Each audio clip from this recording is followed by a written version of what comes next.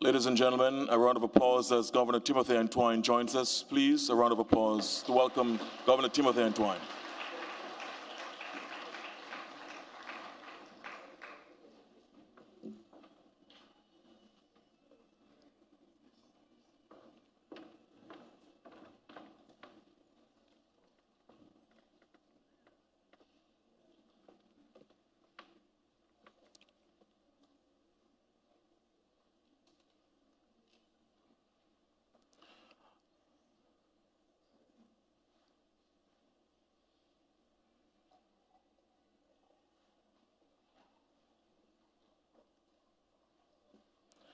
Ladies and gentlemen, may I ask that you stand if you're able and welcome the arrival of the Governor General of the Federation of St. Christopher and Nevis, Her Excellency Dame Marcella Liburd, GCMG JP.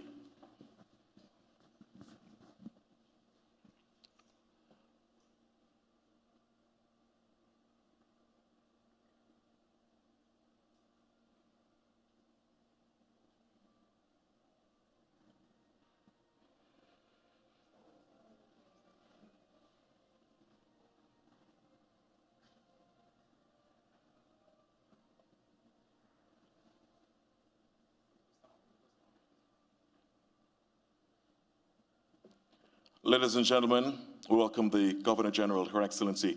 May I ask you to please remain standing for the national anthem of the Federation of St. Christopher and Nevis, which will be sung today by Ms. Corinne Brown.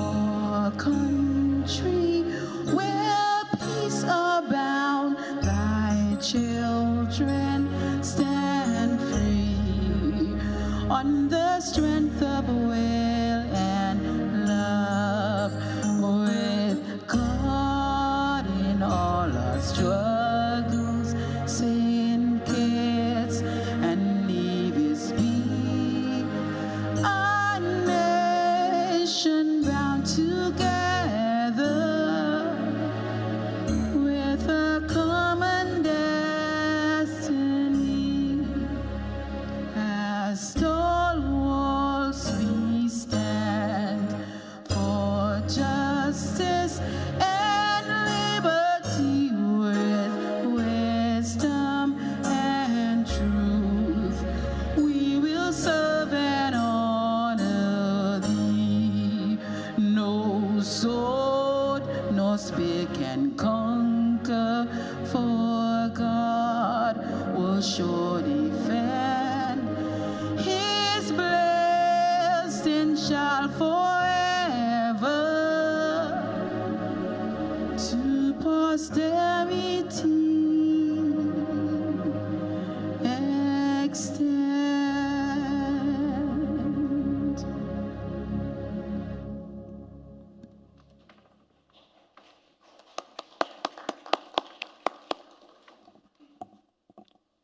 We thank Ms. Corinne Brown for that powerful rendition of the national anthem of St. Christopher and Nevis.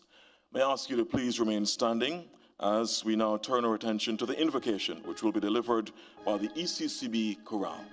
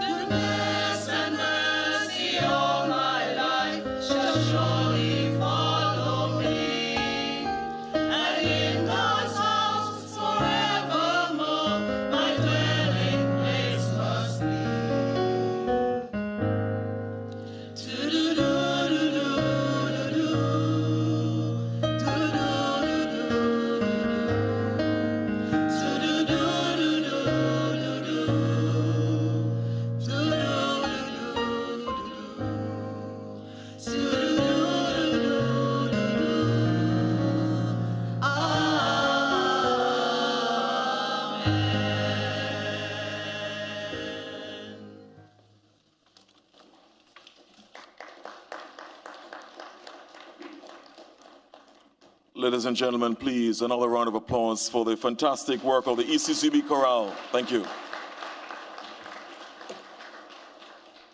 Please be seated. Thank you.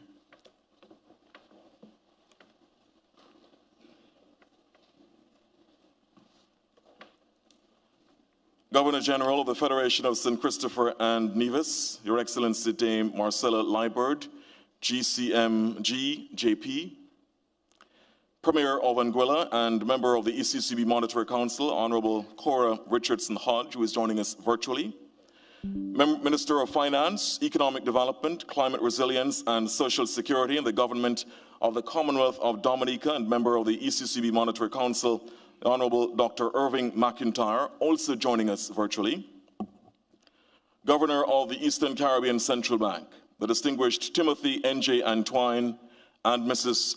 Antwine, Deputy Governor of the Eastern Caribbean Central Bank, Dr. Valda Henry, ECCB Appointed Director and Financial Secretary in the Government of St. Christopher and Nevis, Mr. Carlton Pogson, ECCB Appointed Director and Permanent Secretary in the Ministry of Finance for the Government of St. Lucia, Francis Fontenelle, Chief Director for Policy, Eastern Caribbean Central Bank, Dr. D. Tracy Polias, distinguished panelists, and my distinguished panelists, in addition to Governor Antwine, starting in the middle, Mrs. Rosamond Edwards, former appointed director on the ECCB Board of Directors, Dr. Wendell Samuel, acting Assistant Secretary General of the CARICOM Secretariat and head of the Economic Integration, Innovation and Development Directorate, and Ms. Ulrika Antwine, General Secretary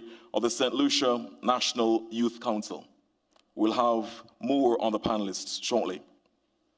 Former ECCB Appointed Director, Hilary Hazel, former Managing Director of the ECCB, Jennifer Nero, former Senior Advisor at the ECCB, Mr. Eustace Liburd, government officials, members of the Diplomatic and Consular Corps, representatives of international and regional organizations, representatives of financial institutions, other specially invited guests, management and staff of the Eastern Caribbean Central Bank, very good evening to all of you. Very good evening to all of you. That's more like it. What a fantastic occasion we're gathered here for in the auditorium of the Eastern Caribbean Central Bank, and how fantastic the audience looked, how fantastic the panelists look. A round of applause for the panelists and for yourself as the audience, please.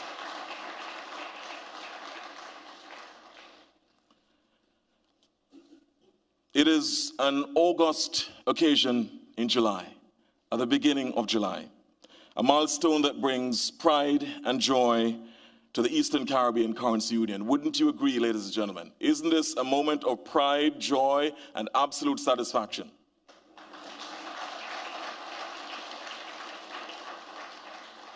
I thought so too. We are on the cusp of 50 years since the Eastern Caribbean dollar was pegged to the US dollar at $2.70 to 1. It was on the 7th of July. And how fantastic the month of July is. By the way, anybody born in July? Born in July? Thank you. Wow, very good audience. Even better audience now for having so many people born in July. My birthday is coming up on the 4th. But a fantastic occasion it is. Many often lament how fleeting money is. In fact, Richard Amour said, and I'm pretty sure that many of us can agree, he said, "That money talks, I will not deny. I heard it once. It said, goodbye." But for 50 years, the EC dollar has exhibited a powerful permanence in its value, standing the test of time and the geopolitical shifts in a world of flux. Just think, ladies and gentlemen, distinguished dignitaries, ladies and gentlemen, of the tremendous changes which have happened over the past 50 years. The end of the Cold War, independence for all the states of the currency union, well, many of them. the Grenada Revolution, the extraordinary rise of the internet, social media, now artificial intelligence, the fourth industrial revolution, now on the cusp of the fifth industrial revolution, the rise of the existential threat of climate change, which threatens all our island states. And yes, the dominance and docility of the West Indies men's cricket team, and the hope we all have that they are about to turn the corner. Even though they've turned the corner so many times, we're going around in circles. But we all hope that perhaps this time the corner will be turned, and we congratulate the West Indies men's team for having won the first test match against Sri Lanka in wonderful Antigua and Barbuda. Congratulations, right? But even before the 50 years, even before July 7, 1976, from October 1965 to July 1976, the EC currency was pegged to the pound sterling at a rate of $4.80 EC to £1 In July 1976, the peg was transferred to the US dollar at a parity of $2.70 to $1 US. The rate it remains today, tremendously standing the test of time and proving that permanence is possible despite a world of flux and change. A round of applause for the vision of those who pegged it. But I didn't come to give a speech today. That will be for our panelists. So today we're talking about money, your money, ladies and gentlemen. It is said that money is like a sixth sense and you can't make use of the others without it. Perhaps you will agree. So we ask that you sit back, not relax too much, but we pay rapt attention. And of course, when the time comes a bit later on to participate freely, we ask that you please put your phones on silent. Please keep your questions, your comments concise. And of course, we require that you show respect for all in your contributions. The panelists will make, and I've been told that they have promised this, they'll be making strenuous efforts to keep their responses to 2 to 3 minutes. Strenuous efforts, I'm sure. We'll also invite those who are posing questions and making comments a bit later on from the audience here and those who are joining us virtually to keep those questions and comments concise. And we ask that we have the tremendous occasion and contributions that are befitting the occasion. So this evening, it is my pleasure to invite to the podium in a minute or two the distinguished Deputy Governor of the Eastern Caribbean Central Bank. Dr. Valda Henry is Deputy Governor of the Eastern Caribbean Central Bank and former Chief Executive Officer of VF Inc. She also served formerly as Senior Investment Officer of the Eastern Caribbean Central Bank and played an instrumental role in the restructuring of the investment unit, as well as the development of the bank's investment management framework. Dr. Henry is a global human resources and organizational development expert and has lectured in human resource management and accounting. She holds formal qualifications in financial analysis and planning, governance, and business management. And powerfully, uniquely, Dr. Valda F. Henry is the first female Deputy Governor of the Eastern Caribbean Central Bank. A rousing round of applause as she comes to give opening and welcome remarks.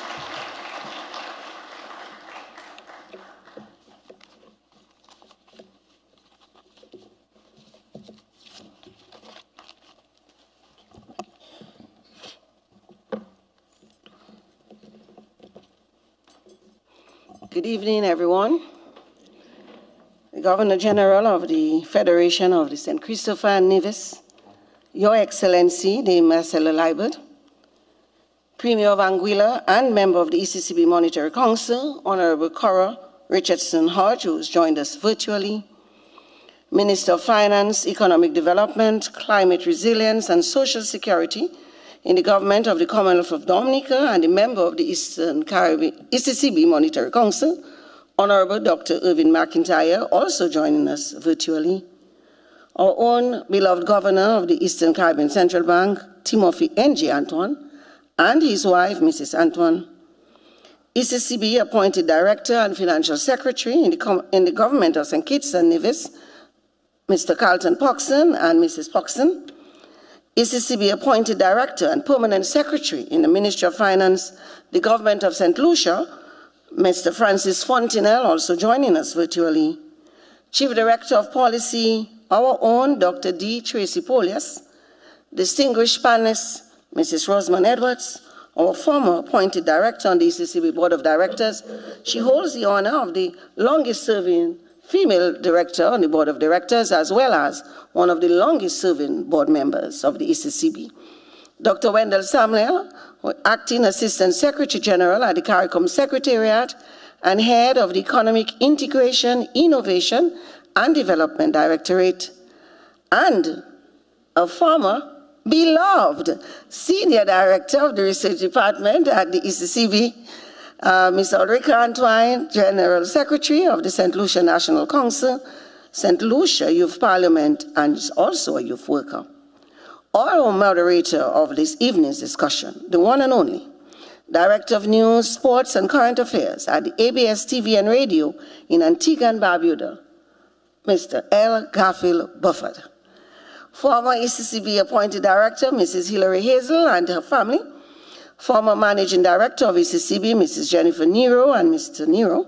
Former senior advisor of the ECCB, Mr. Eustace Leiber, joining us virtually, and his wife. Government officials, members of the diplomatic and consular corps, representatives of the international and regional organizations, representatives of the financial institution, our other specially invited guests, and here I want to recognize Patrick and the team from World Bank who are here with the Caribbean Accountants General Network, and they're all here. Well, most of them are here, so we want to specially recognize them. Our retirees of the ECCB, I see quite a few in the audience. Management staff of the ECCB, good evening again. After this long mouthful, it is my distinct pleasure to welcome you to this special panel discussion commemorating the 50th anniversary of the EC dollar's peg to the US dollar under the theme, the EC peg at 50, celebrating progress, charting the future. On July 7th of 1976, the EC dollar was fixed at 2.7 to US $1, a rate that has stood for 5 decades. I was going to say more than, but it's going to be more than. And we have stopped to recognize this milestone. And some persons question, why recognize a peg? I think they ask because they don't understand or take for granted that that peg has been responsible for our stability. That peg has been responsible for our growth and our progress. And that peg has stood the test of time, not for magic, not for wishful thinking, not just on a wing and a prayer. That peg has stood the test of time for a systematic, disciplined approach. It has stood the test of time recognizing unity and the importance of unity. Because when we go back to 1976, our 8-member governments were united in purpose for this peg. But it was not just the 8-member governments. It was our private sector. It was civil society. And the research is clear that quite a big push for that peg was driven by the private sector because they recognized the importance of that peg, the importance that certainty brings. And in today's world of great uncertainty, then there was uncertainty because of the falling pound to which we were tied before. But 50 years later, that uncertainty is magnified 1,000-fold. We'll think of all the geopolitical and geoeconomic and geosocial issues and developments. We think of all of the natural disasters that we have gone through. We think of, rising inflation, supply chain issues, wars, rumors of wars. But amidst all of this, what has stood certain, what has held its own, is our EC dollar peg. We should not, and we should never take it for granted. And that's why we stop to celebrate 50 years of the EC dollar peg. Many countries with much more resources than we are have not been able to maintain their peg. But we, small open economies, 8 countries banded together, have been able to maintain that peg. And one of the hallmarks of our peg is trust. People trust that that peg is going to hold. For 50 years, we've gone to bed and we've woken up the next morning, and even when other things have changed in our world, what has stood still? That peg, 2.7. And what does that enable us to do? It enables us to plan. It enables us to have a certainty, to plan to send our children to study, to plan for our own businesses and our growth. And even as I was, reflecting on my remarks, I went back to Governor Antoine, and I don't know, that was his first strategic plan, and that was the first strategic plan of the ECCB in its format. Under the theme, I don't want to get it wrong, transforming the ECCU together. And the next strategic plan to follow, 2021 to 2026, under the theme, transforming the ECCU for collective action and innovation. And we come now to the strategic plan that was launched in March of this year, 2026-2031. And what is the theme? You all should know that. We just had a big celebration of this. And what was the theme? Come on, ECCB staffers, let me hear you here, loud and clear. Let's go. The big push. Don't embarrass me here. The big push. Collective action for shared prosperity in the ECCU. There is a consistency here. And that peg has enabled us to consistently work towards transformation. And in that transformation, in Governor's address in 2016, strategic plan, he asked a question. He loves to ask questions, yeah? Could you imagine a currency union where globally competitive businesses and industries predominate? Young people are productively engaged and full of hope. And citizens are not merely striving, they are thriving. These questions hold still, and they have evolved into the question launched on January 19th, 2023, which has led us to this big push, collective action for shared prosperity. How do we double the size of our economies in 10 years? But not just staying here, is how do we, as individuals, double our own wealth within 10 years? And if that's not a call to action, I don't know what is. And that is a clear call for action. And what's going to help us to achieve this is what? The stability of our currency, that peg. Because that stability leads to growth. That stability leads to confidence and trust, as I said earlier.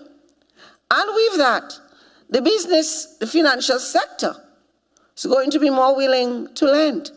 Remember, Governor also told us earlier this year, they are awash with money. But they're not just going to give it to you like that, or to us. But that peg, with that certainty, it encourages people to save, because they know that their money will remain in that bank if it's value. And when we save, what do? We do not save just for saving's sake. We ought to save to do what? To invest. And out of that investment comes wealth creation, which then leads to that doubling that we speak about. We don't have to worry that this peg, our currency, is going to be devalued. And you know why I say that? Although they say you can't predict tomorrow, that may be true. But, you know, they say by the signs of the time, by the fruits you shall know them. So by the fruits that we have maintained that peg, the law requires that we have a backing ratio of 60%. That means for every EC dollar, there's supposed to be 60 US cents in reserves. We've never gotten anywhere close to that. We have maintained a backing ratio in excess of 90. Right now, the backing ratio is 99.5%. Meaning, yes, that deserves a big round of applause. Meaning for every EC dollar in circulation, 99.5 US cents is in reserves. And we manage that reserve prudently. I see Niall in that audience right here, Niall Pestiner, who is the head of the investment unit led by Raquel Leons. And he'll talk to you about our guidelines, our policies that frames. So while, yes, there are free investment rules, capital preservation, liquidity, and returns, at the ECCB we add a fourth, our peg of 60. And truly our operational peg is 80. And so you see how that further constrains us. So it's not by happenstance. And so I really want to stop here and commend all the persons before. Governor Cecil Jacobs, Governor KD Vivena, and our own present Governor, Timothy N.G. Antoine, who have recognized the importance of maintaining that peg for our prosperity and our transformation. And the entire Monetary Council, the board, management of staff of ECCB, past and present and future. Because I'm saying to you here, they will talk to us on the panel, celebrating progress, charting the future. Our future is bright. We must believe and we must act. Because one of the strongest elements we have is a stable currency that leads to confidence and trust. We now must have confidence and trust in ourselves that we can shape the future that we want. It's in our hands. And that is a call for action. Thank you.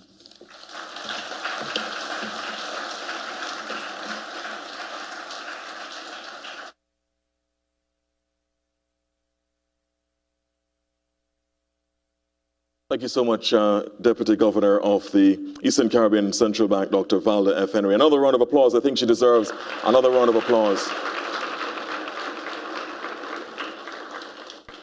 Bank staff, Dr. Henry, were not expecting the pop quiz you gave them, right? They were trying to wrap their minds to remember the name of the Big Push. And of course, you'll hear a lot about the Big Push later on. Governor Antoine will make sure that we hear a lot about the Big Push. Let me, before I continue, welcome those who are joining us virtually. Of course, this is a currency union of over 600,000 individuals, and they are all tuned in on various media, including ECCB Connects, as well as radio stations and television stations across the region.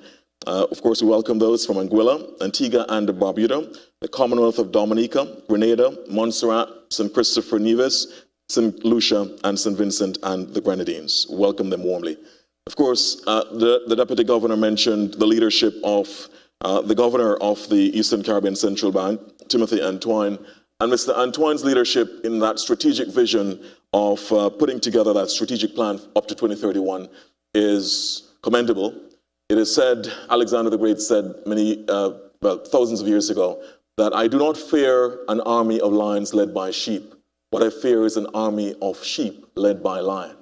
And governor's leadership must be commended. Ladies and gentlemen, please show some appreciation, please, for the governor's leadership on this. It is said leadership matters, and Governor Antoine has shown that. Before I introduce you further to my distinguished panelists, perhaps, by the way, ladies and gentlemen, this is no hyperbole. This is easily the most powerful erudite panel ever assembled in this arena in over 50 years. I can assure you that. No hyperbole. But before that, before you hear from our distinguished panelists, what does the ordinary man and woman in the ECCU think about this peg, which of course we're celebrating today? We went on the streets in St. John's, Antigua to find out some of that. Here's a quick look. Take a look at the screen to hear some of the reactions as people talk about this 50th anniversary of the peg. Take a look. Certainly from a historical standpoint, what it did is that it gave the public a sense of connectivity to something that is quite stable, and at the same time a currency that was very formidable currency.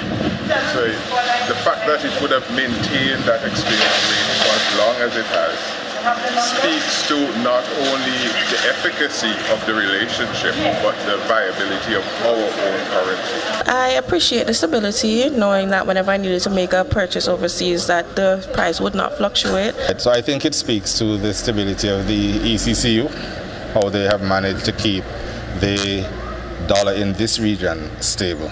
So it's more about the economic stability and viability of this region, that we have managed to do that for the last 50 years, and the fact that we are continuing to do it. This is good news because it provides confidence for not only people within the Eastern Caribbean, but people doing business. Remaining at a steady rate, it provides confidence and also increases business opportunities for people within the region.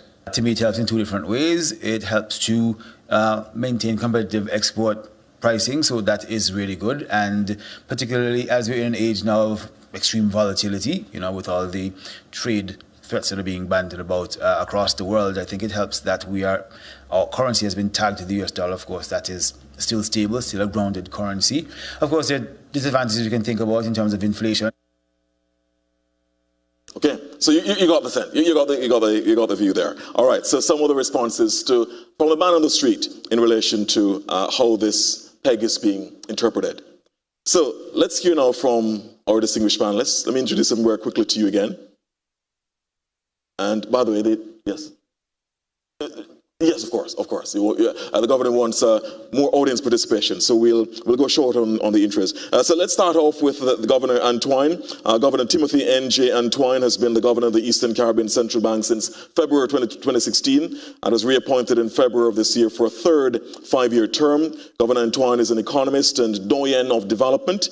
He has championed a transformative agenda here at the bank focused on financial stability, digital innovation, financial inclusion, and sustainable economic development across the Eastern Caribbean Currency Union. Ladies and gentlemen, warmly welcome, please, Governor Timothy Antoine.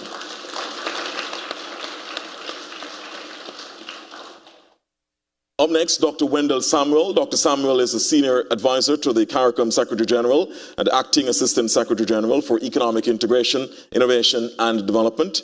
Dr. Samuel previously served as Senior Director of Research and Information at the Eastern Caribbean Central Bank and lecturer at the University of the West Indies Cave Hill campus. He was previously served at the International Monetary Fund as well as CARTAC. Ladies and gentlemen, please welcome Dr. Wendell Samuel. To Dr. Samuel's right is Mrs. Rosamond Edwards. Mrs. Rosamond Edwards is an economics and public finance management advisor. In this capacity, she provides expertise as an approved short-term expert for both the Caribbean Regional Technical Assistance Center, CARTAC, and the United Nations Development Program. She was the longest-serving female member of the board of the Eastern Caribbean Central Bank and also served on the board of the Caribbean Development Bank. Ladies and gentlemen, please welcome Mrs. Rosamond Edwards. And to Mrs. Edwards' right is Ms. Elrica Antoine, so another Antoine on the panel. Ms. Elrica Antoine is a dedicated youth leader and advocate who serves as General Secretary of the St. Lucia Youth Development, so that's Youth Parliament Association, and the General Secretary of the St. Lucia National Youth Council. Ms. Antoine previously served as Youth Parliamentarian for Micoud South between 2023 and earlier this year. Ladies and gentlemen, please welcome the youth advocate on our panel, Ms. Elrica Antoine. As I said, no hyperbole, no exaggeration. This is an extraordinarily powerful panel. So let's start off. I just want to get their quick views, starting off all the way down with our youth advocate all the way up. In terms of what one or two words come to your mind when you think about the EC PEG over the past 50 years? One or two words, just very quickly. So I would say it's a foundation for representing young people and the voice of the young people. So I say it's a foundation for us. We don't have to go building something on our own. It's something we could build on out throughout the next 50 years. One or two words. I'm so sorry. That's fine. I'm sorry, but yes, a foundation so that we could build on. Very good. Foundation. Thank you so much. Mrs. Edwards, one or two words. Yes, good evening to everyone, and I'm happy to be here to participate. I'll probably use 3 words: predictability, stability, and collaboration. Yeah, all right. Dr. Samuel?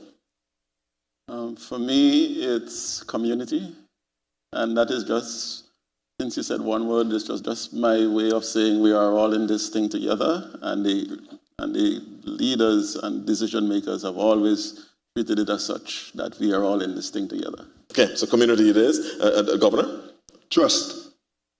Okay, all right, there you go. Brevity is the soul of wit. Brevity is the soul of wit. All right, there we go. He understood the assignment. And I'm pretty sure that you're in the audience. You can tell us when it's time for your part in terms of your participation. You can tell us what 1 or 2 words are come to your mind as well when you think about the ECPEG. Let's start off with Governor in relation to this particular matter. It's been 50 years now, as I said, the 7th of July, Governor, 50 years since the PEG of $2.70 to the US. What does this milestone represent, in your view, Governor, for the people and economies of the currency union? Thank you very much, Mr. Buford, and let me extend greetings to everyone in the room, across our currency union and anywhere in the world. The stability of the EC dollar is one of the greatest achievements in respect of regional cooperation anywhere in the world. Anywhere in the world. That stability has delivered for our currency union a credibility that is far beyond the size of our small economies. Credibility matters. So, at the heart of this anniversary celebration is really a celebration of regional cooperation and trust. For 50 years, the PEG, the stability arrangement, has impacted in a very positive way everyday economic life across our currency union. It has helped to preserve the value of our income and savings, anchored low and stable inflation, facilitated trade and investment, and has offered for families and businesses confidence to plan for the future. This currency has served us well. And so when you ask the question, why has it endured for so long, when many others in far bigger countries, near and far, have not? 3 things come to mind. First, leadership. Second, discipline. Third, trust. The reality is that successive governments in our region have seen, recognized that monetary stability confers tangible benefits for our people. That's what we were seeing a while ago. And because of that, they have respected the independence of our central bank and upheld the discipline with respect to prudent policies of our central bank. And therefore, I want to hail successive monetary councils and boards for their stewardship in that regard. Successive governors have provided steady leadership with their teams, ECCB staff, to pursue disciplined, prudent policies in areas such as management of our reserves, in areas such as credit extension to governments. In economics, we talk about printing money. Many central banks get into trouble by over-lending to governments. That's what we call printing money in economics, monetizing deficits. We've been very disciplined about that. But you've come down to some very pressure. Disciplined about that. I'm the politician's pressure. Notwithstanding. Yes. And the solidarity of which Dr. Samuel spoke is true. We have a credit allocation which we do every year. And there have been moments in times of difficulty where members have maxed out their credit limits. And what have we done? Helped each other out. We've called on other country that has not used all of their limit. Help me out. I need access to an extra $20, $30 million. And the countries have responded. That solidarity is a beautiful thing and has worked for us. I think that deserves a round of applause, I think. The community. But, and so I want to recognize the contribution of every member of staff, past and present, who have worked, Wendell, that includes you, who have worked, and retirees who I see here, and all of our current staff, who have worked to preserve the integrity of our arrangement. But above all that, the leaders, the governors and their teams is the people of our Eastern Caribbean Currency Union. They have reposed their trust in this currency. And they have done so because they recognize that notwithstanding the vagaries of the cycle, the ups and downs, the shocks, the storms, the EC dollar has stood firm. The anchor holds. And because of that, they have reposed their trust in us. Excellent. And therefore, I would conclude by saying that stability is not a destination. It is a foundation which we must leverage for faster growth, higher incomes, and a better quality of life for all. Because we chart in the future as well tonight. We celebrate in the past, but we chart in the future. Absolutely. And that's important. Absolutely. We're doing two things. Absolutely. Really appreciate it, Governor. Before we get to Dr. Samuel, I have to ask you this as well, Governor. What explains the fact that the EC dollar has been a North Star? The SPEG has been a North Star for the region, notwithstanding that other fixed exchange rate regimes across the world, some have not weathered the storm as much. That's what I just said. Leadership, discipline, trust. Those things have held. If we didn't hold the line, if we didn't keep the faith, if we did not, notwithstanding the turbulence, stand firm, stand together, this would not have survived. Because you have to understand, Buford, this arrangement was never guaranteed. When our founders and framers designed this currency union, this PEG, they could not know 50 years from now with certainty that it would survive. And I would make it very clear, it has not survived by accident.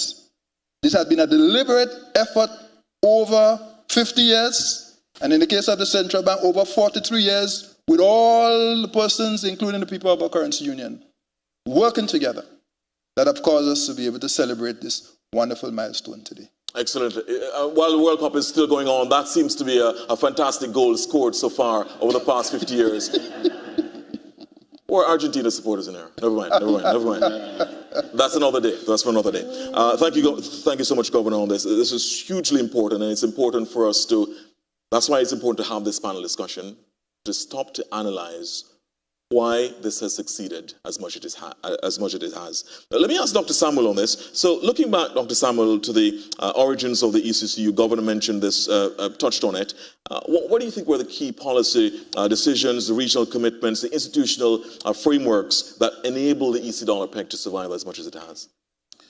Well, first of all, I want to say thank you to the Eastern Caribbean Central Bank for organizing this exercise, and for inviting me back to be a part of it. So this is where I became an economist. I mean, I was teaching all kind of, that was theory. When I got here is where the rubber hits the road.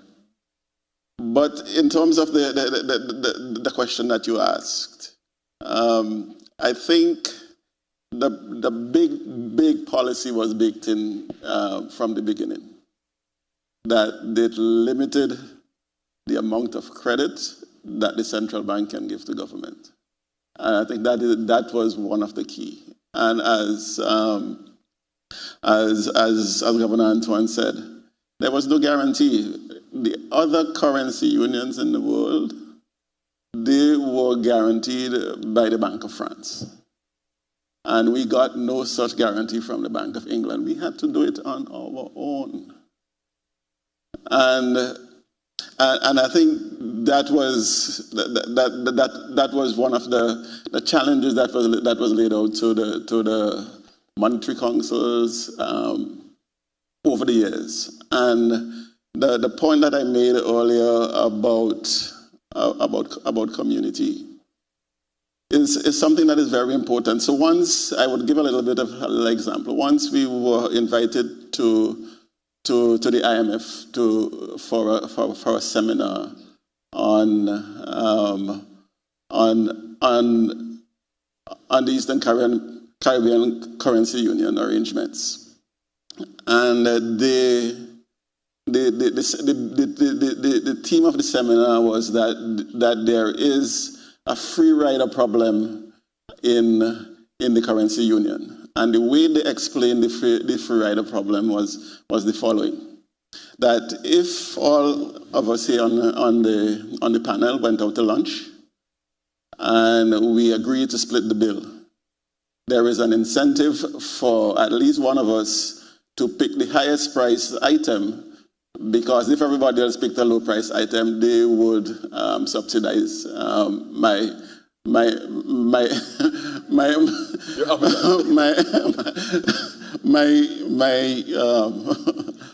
choice of the highest price item. Indeed. And the Governor Venner was sitting across the table from me, and he whispered to me with his mouth, "We don't do that." And I said, "No, sir, we don't do that."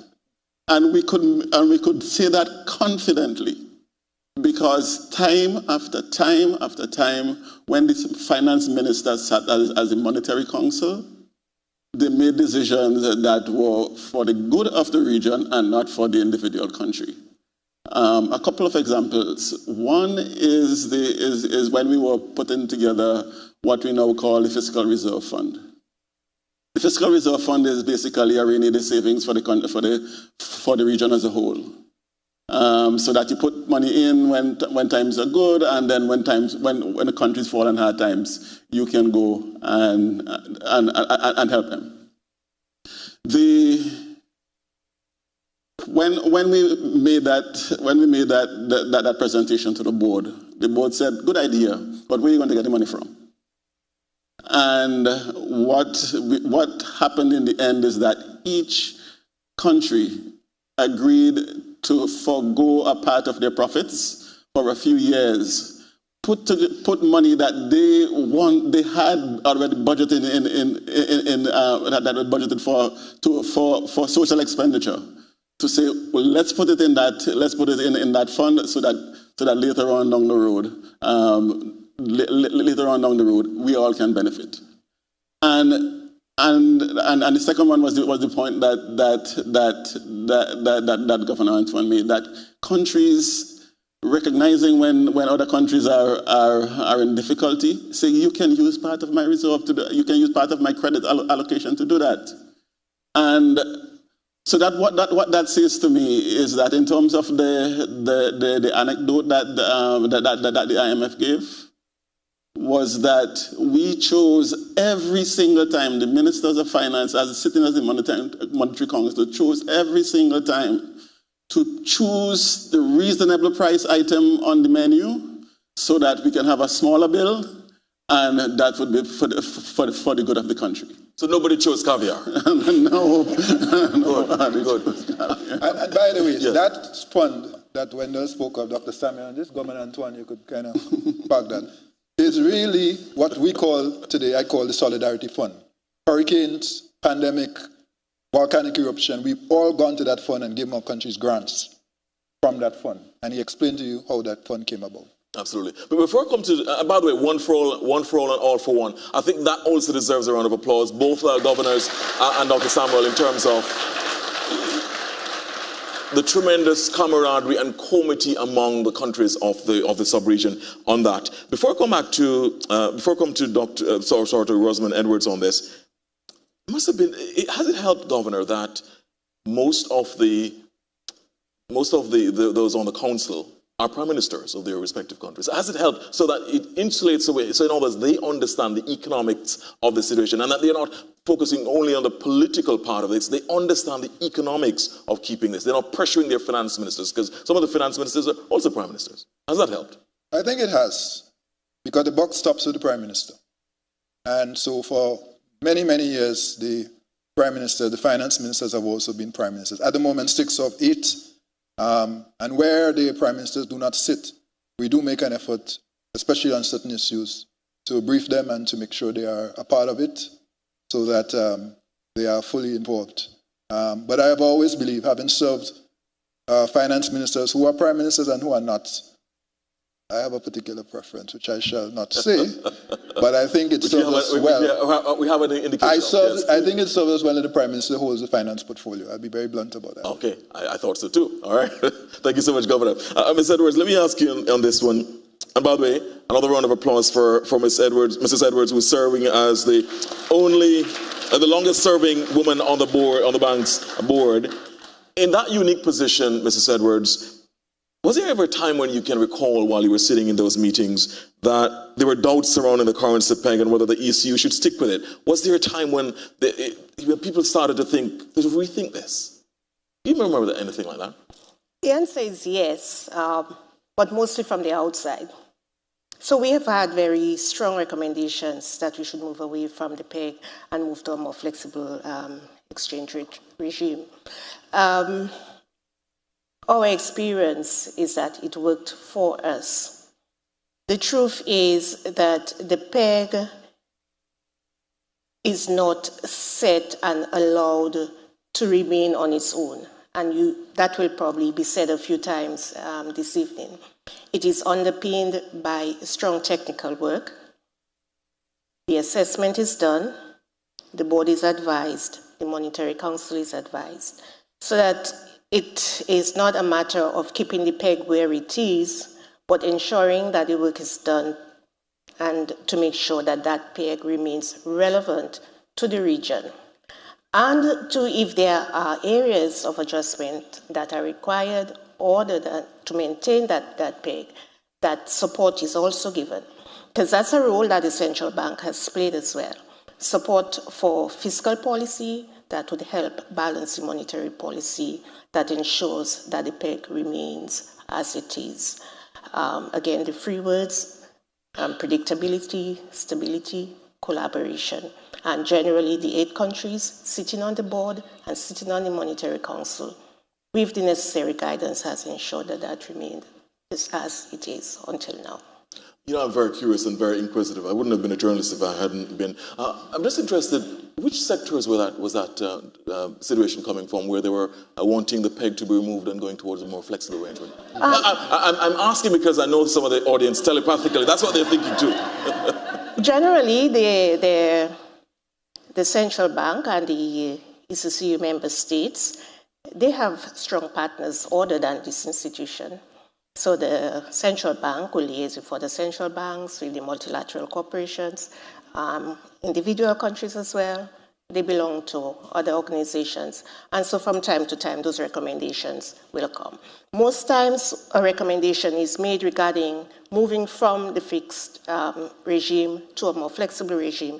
It's usually related to issues of competitiveness, whether the region is a high-priced area because of the peg. And I think so far the assessment has shown that is not necessarily the case. And in fact, the peg has encouraged investments in the region because of the stability and the predictability. That's an extraordinarily powerful point. We're going to get to more details on that to the panel as well. So is it the IMF who was asking for this thing? I didn't say that. No, just checking. Okay, all right. Let me get to extraordinary. Let me ask Ms. Antoine, the youth advocate on our panel, because the voice of the youth is crucially important. They say youth is wasted on the young, but Ms. Antoine is proving that herself and her peers are absolutely belying that, and they're showing that this is about the youth voice, taking the youth voice into consideration on this. Do you think, Ms. Antoine, that the youth fully appreciate the value of the peg, and do you think that there's a risk that they might take it for granted? Let me first start off by saying good evening, everyone. Bonsoir tout le monde. Yes, largely. However, it's not something that we do consciously, I would say. It's not that we don't care. It's because of how great I would say the PEG has worked. It has this silent stability, that we don't even think about, hey, I'll put this in my Shein cart today, tomorrow it's another price. No. Or my Shein cart is 100 US today, and I have the 100 US in EC today, but tomorrow I have to pay more in EC. No, we don't think about that. We just know we put that 15 item in our Shein cart and we can get it for the same price tomorrow. Yeah.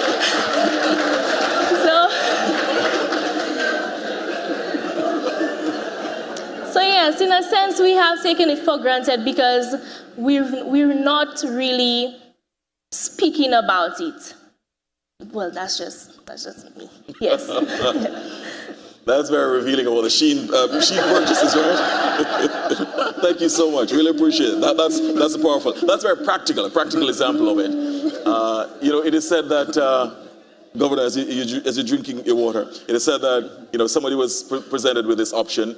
They presented a glass to them, half empty, and they said, let's see, is it half empty or half full? This thing about whether you're a pessimist or an optimist. And the person said, well, I'll just drink the water because I'm a problem solver. So I suppose this is the case here in relation to Shein. I mean, this purchasing Shein, practical examples of this. Governor, let me come back to you in terms of the bank's role. And again, I don't think that the bank gets enough credit across the ECCU. People sometimes think that the bank's work is abstract, it's above their heads. They can't read, for example, some of your financial reports, and because they're not, they kind of just bypass it. It's for governor and economists and so on to focus on it, and they don't understand how the bank plays a crucial role in their own everyday lives. The bank's role in keeping the peg.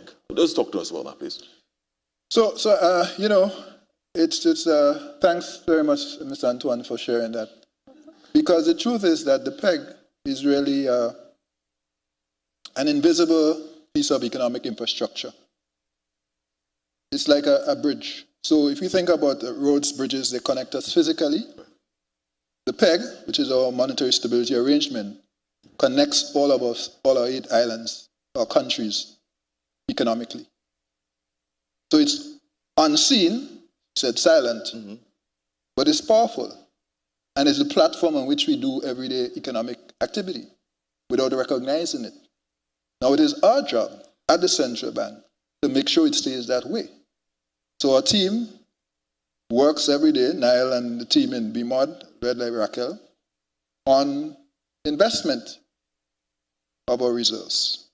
We do so internally, and we have some international money managers that we work with as well. That helps to ensure we follow our policies and that we implement those things, notwithstanding the ups and downs of the cycle. And that is why the Deputy Governor mentioned, notwithstanding what the law says about where the reserve should be, that is something that we maintain at a very high level. And there are those who have criticized us and said that we're too conservative. You're holding too many reserves. And we've always made the point that these reserves serve as an insurance policy, a buffer in times of stress, shocks, storms. And that is why today we could celebrate 50 years of stability. So our job, among many other things that we do, but in relation to the PEG, is to ensure that we invest in those reserves, we invest those reserves prudently, and that they generate a return, and that we back them, and that we do not, under any circumstances, overlend to governments. Even if there's pressure? There is always pressure on governments, on governments to spend, to do things. Every country has a budget constraint. Even the United States, the largest, most wealthy economy in the world. I don't have to tell you where the debt is at the moment. So the point is, we have to manage within that reality. And that is what our central bank does on a daily basis. So it's unseen, it's unsung, but it is vital work because it's that economic bridge, that invisible piece of economic infrastructure that connects us and allows us to operate our economies without even thinking about it. Absolutely, and allows Ulrika to purchase on Shein. I think that deserves, in terms of the governor and his team, deputy governor, the entire members of the team. You said, which name you called in terms of? So Raquel? I call a couple of guys. Raquel, who is the director of BMOD, which is where the investment unit is, the head of investment, Niall Pistana, and a number of them. The investment unit members, if you're in the room, please stand. Excellent. And a round of applause, please, for members of the team. Excellent. Very good. Niall Pistana, Cyprian Forsyth, Raquel Leons. Very good, very good. I wish I could negotiate a salary increase for you, but I'm not that powerful. All right, but great work to everyone indeed involved. Let me go back to Dr. Samuel on this, because crucially important. Governor mentioned some of the stresses and the shocks, the external shocks that impact the currency union as small open economies. Dr. Samuel, in your view, so we've had oil shocks over the past 50 years. We've had natural disasters. I mean, almost every island nation in the sub-region has had a hurricane or volcano, possibly in some cases. There have been global financial crises. Not just the 2008 one, but even before that, the COVID-19 pandemic, once in a century situation in terms of a global pandemic. What do you consider to be the biggest shock and test for the currency peg over the past 50 years? Well, I can add some others to the ones that you mentioned. And basically, there's been a significant level of resilience for these economies. The withdrawal of the preferences for bananas, which when you were going through that, it felt like it was going to be the end of the world, but it wasn't. These economies have shown a significant amount of resilience. But for me, I think the COVID is probably the most significant. The reason is that this was a situation that cut across all the countries at the same time. And at the same time, so that it brought the countries to a stop. Foreign exchange earnings almost went to zero. There was the supply chains, the disruptions that meant that in some situations there were issues related to whether you would be able to feed the country, and there was also a significant amount of expenditure to get PPEs and vaccines and so on. So that was something that was broad-based. The others, when you have a hurricane, it hit 2 or 3 countries, but the rest remained. And because of the way that the system is, when that happens, you have the reserve coverage from the other countries that are earning that helps you to get along. Things like you weather that, and when tourism wasn't doing well, the countries that were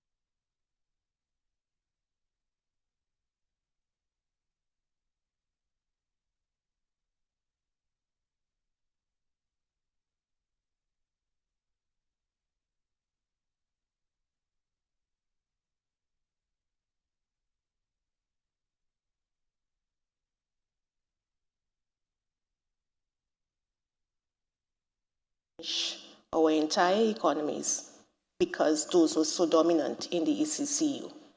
And in my mind, it was the leadership of the central bank, the entire mechanism, that allowed us to minimize that impact to the extent that at least there was some recovery for some of our citizens. So there are many, but what stands out in each case is that we did not stop and allow the situation to dominate us, but we worked collaboratively. I don't know how many meetings we would have had just to deal with these issues, but they were necessary and there was an end goal, and that is we were working together to resolve matters that would benefit each of us. Excellent, excellent. I think that deserves a round of applause as well. Brilliant, brilliant. We're going to be transitioning shortly to the questions, Governor, so we'll probably take about another, if organizers agree, about another 5 more minutes on this section, then we go to question and answer. By the way, it is fantastic that we have such a wide representation on the panel and in the audience across the currency union. Grenada, St. Vincent of the Grenadines, Dominica, St. Lucia, and of course, Deputy Governor, Dominica. I mean, fantastic, right? Right across. Antigua, Barbuda. I just didn't want to. Modesty, see, modesty, modesty, modesty. So that's 5 more, Deputy Governor. 5 more questions. We have members who are joining us, of course, virtually, including from Antigua, Barbuda, and as I said, right across the region. Let me just very quickly, Governor, does the PEG bring the same level of benefits across all the 8 island nations of the ECCU, or is it a little bit different based on the structure of their economies? So, I mean, structurally, we have some currencies or some countries that are more tourism dependent than others. So, it is Anguilla, Antigua and Barbuda, St. Lucia, for example, you know, but of course, all of us are in tourism. But I think what happens is that it's a pool. So, we bring in reserves through our tourism, agriculture, whatever it is we have. In the case of Grenada, it would be St. George University, for example, in addition to tourism and agriculture. And combined, we're able to bring that in. So on any given period, some may be contributing more. But then in another scenario or season, they will rely on the pool when they're going through a difficult time. It's a point that Dr. Samuel was making earlier. That's the beauty of this arrangement. We pool our reserves. SUSU, Credit Union, Partner Hand, we pool our reserves. Box hand.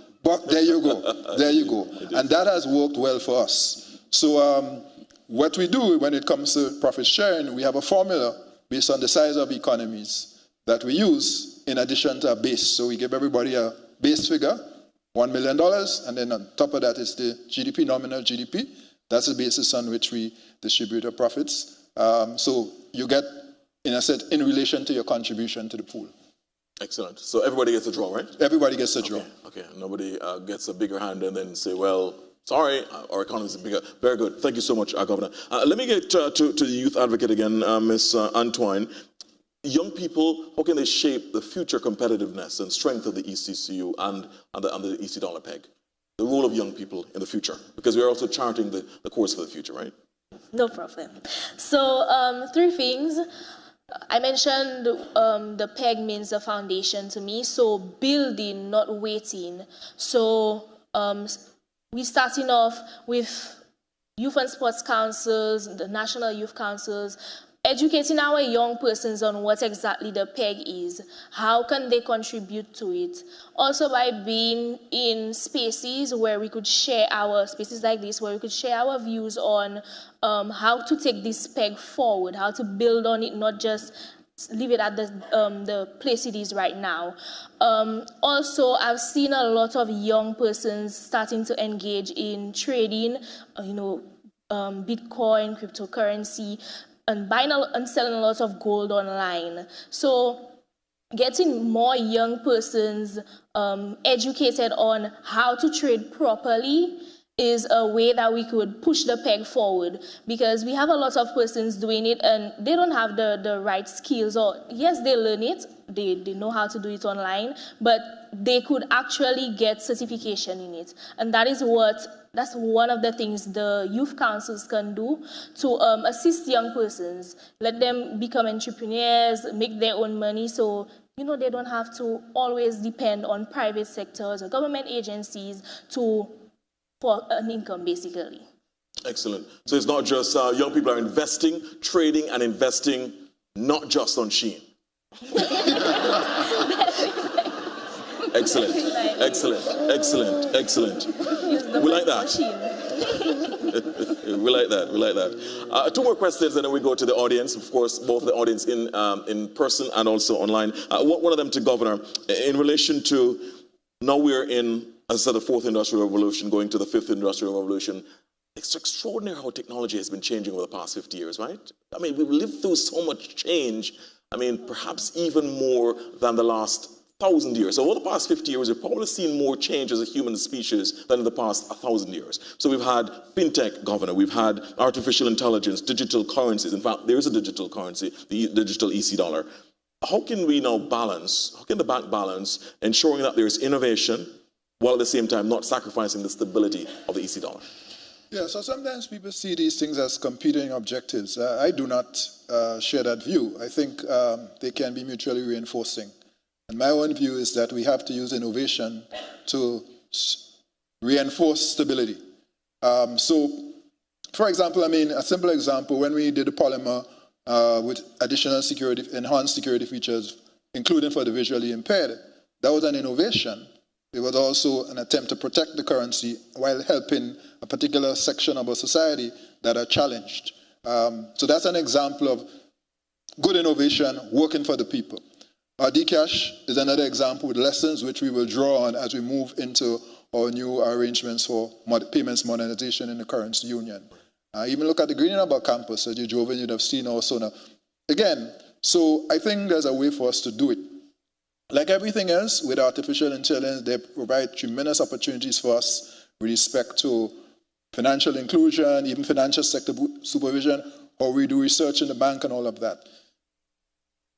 Fundamentally, though, we always have to make sure when we do innovation, which we should, and which we've demonstrated as a central bank, we do, that we also have the appropriate safeguards. So that includes cybersecurity, consumer protection, appropriate governance. So what I would say is that yes to innovation, and then we must make sure that innovation is used to enhance confidence in our currency. And I think that's what we're doing, and that's what we will continue to do. But innovation must come. So essentially, I mean, technologies will change. Trust does not change. We have to always preserve the trust. And that is what we keep in mind as we do our innovation. Yeah, so trust is the North Star. Thank you so much, Governor. Let me ask you, let me stay with Governor on this one. Do you foresee a time when the EC dollar will no longer be pegged to the US, but another currency? There are other currencies which are rising. There's talk about a BRICS currency. There's talk about even cryptocurrency and so on, digital currency, stable coins. Is there a time, because of course it had been pegged to the British pound before, then to the US dollar, possibly a time within the next 50 years, the peg might move to another currency? Well, I don't know the future. What I do know is that this currency arrangement has worked very well for us. And I have every confidence that we will successfully navigate the future based on what we've done so far. So there's a lot of discussion now around the hegemony of the US dollar and its place in global economy and global trade. As a central bank, we monitor those things on an ongoing basis. So we look at, for example, central bank reserves in US dollars globally. What's the trend? We look at foreign exchange transactions in US dollars. At the moment, it's 9 in 10. 9 of every 10 transactions is in US dollars. We look at trade invoicing in US dollars. So for all the talk, the US dollar remains the very dominant global reserve currency, and that is not changing anytime soon. Yes, I understand some people are buying gold and doing more gold. For us as a currency union, although gold is allowed in our investment policy, people have to remember, while it can be a hedge against inflation, it does not generate income. And as a currency union, we have to generate income. That's how we take care of our bills around here, and that's how we pay profits. So we have to be very mindful of what we are, who we are, and how we operate. There are discussions every now and then about basket of currencies that could potentially be used, whether that's the euro, whether that's pound sterling, the Canadian dollar, the Chinese one. But the truth is, the US dollar Where is the oil priced in? US dollars. Where is trade invoiced in? US dollars. Where is the debt in our countries? 85% of our debt in the currency union, in our members, are denominated in US dollars. 85%. When you go on Amazon and you have to pay, and Shein. Yeah. You need US dollars. So there's a practical reality here. If the US is our major trading partner, when you want to buy stuff as a business or as an individual, you need US dollars. So you have to hold US dollars. That's why our central bank has to make sure we have adequate supplies of US dollars. And if the bank doesn't have, then the bank comes to the central bank. And we have, and we must always have, to be able to supply them. So I don't see in the foreseeable future any shift of the peg, to answer your question very directly, but we continue to monitor the global economy and global developments, and we stay abreast, and we report on that on an ongoing basis. So next week when we have Monetary Council, the Council will get an update on what the global trend is, because we always have a dashboard showing that. We showed our board that 2 weeks ago. Very good. Excellent. Excellent. We'll monitor that very closely. Very good. The central bank has its finger on the pulse, right? Very, very good to hear that. Let me just ask, and I'll ask you, panelists, to just give, if you can keep your responses to a minute, because we want to go to the audience as well. This last question for you, starting with youth representative all the way up.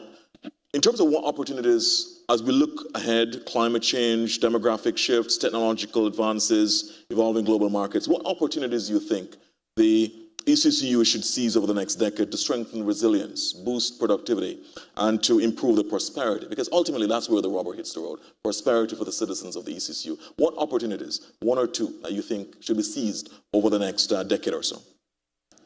So to start off, it would be, well, it's no secret that the youth is the future.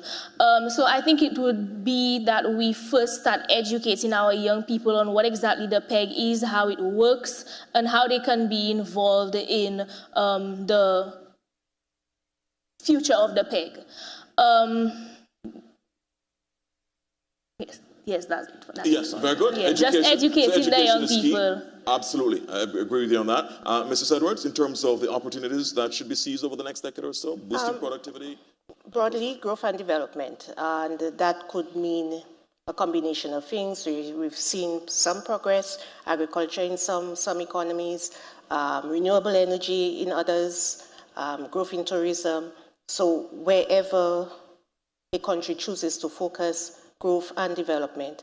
I was happy to see the launch of the most recent strategic plan for the central bank, and I think it captures the essence of some of the key areas I think we can focus on over the next or the foreseeable future, and targeting those to support the financial sector.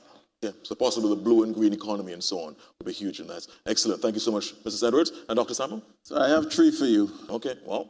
Innovate, innovate, innovate. Okay, good. You see, the thing is that when we look at the trend in productivity for the region, it has been on a downward trend over the last 20, 30 years. And what we need to do is to reverse that trend, is to embrace innovation.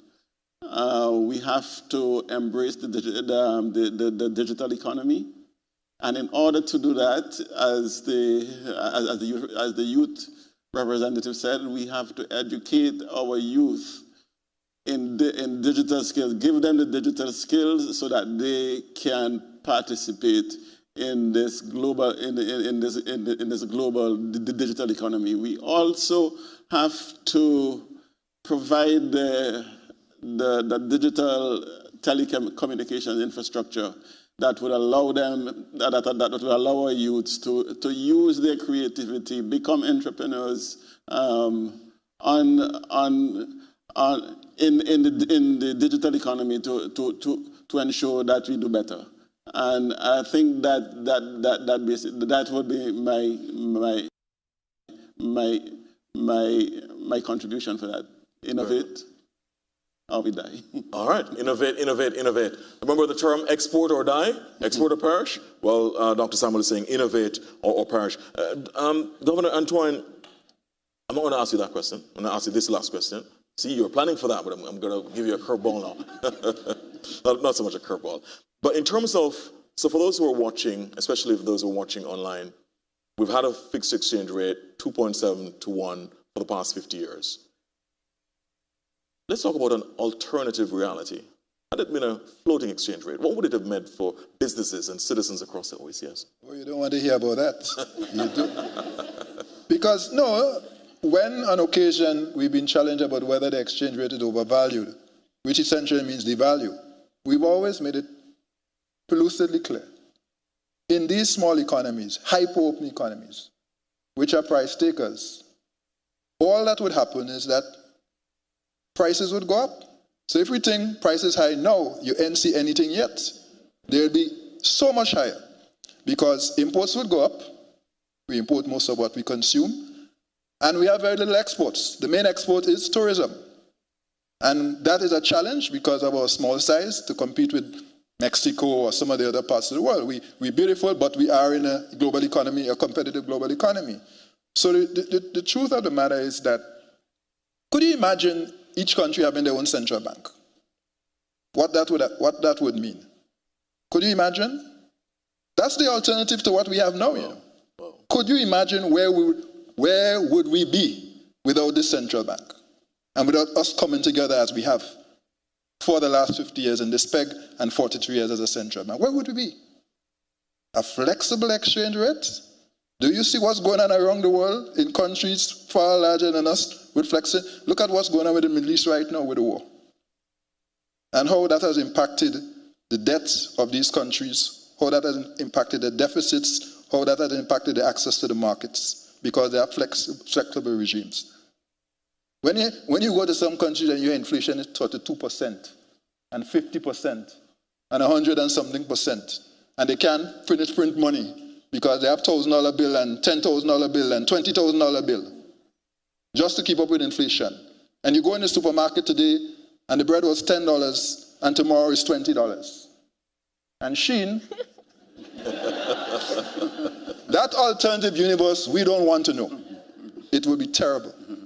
Terrible for this currency union. We made the right choice and we must stick with it and make sure it continues to work for us. It is serving us well.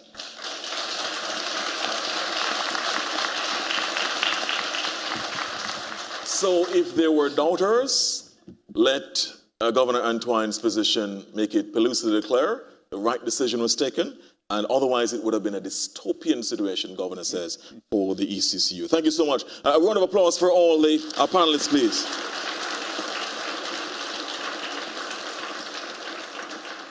A little bit behind in time, but let me get, so now we can open the floor for questions, comments. Don't rush all to the 3 microphones at one time, please. Just raise your hand and we will ask you to go to either the microphone on the sides or the one in the middle. And we'll also have reactions or questions, comments from those of us joining, for those of you individuals joining us on Zoom as well. So questions, just raise your hand, please. And for any one of our panelists. Okay, questions we'll also have on Zoom. I mean, the panelists were so comprehensive. No questions. So, yes, very good. We have the first question. Please, to the microphone, please. Good evening.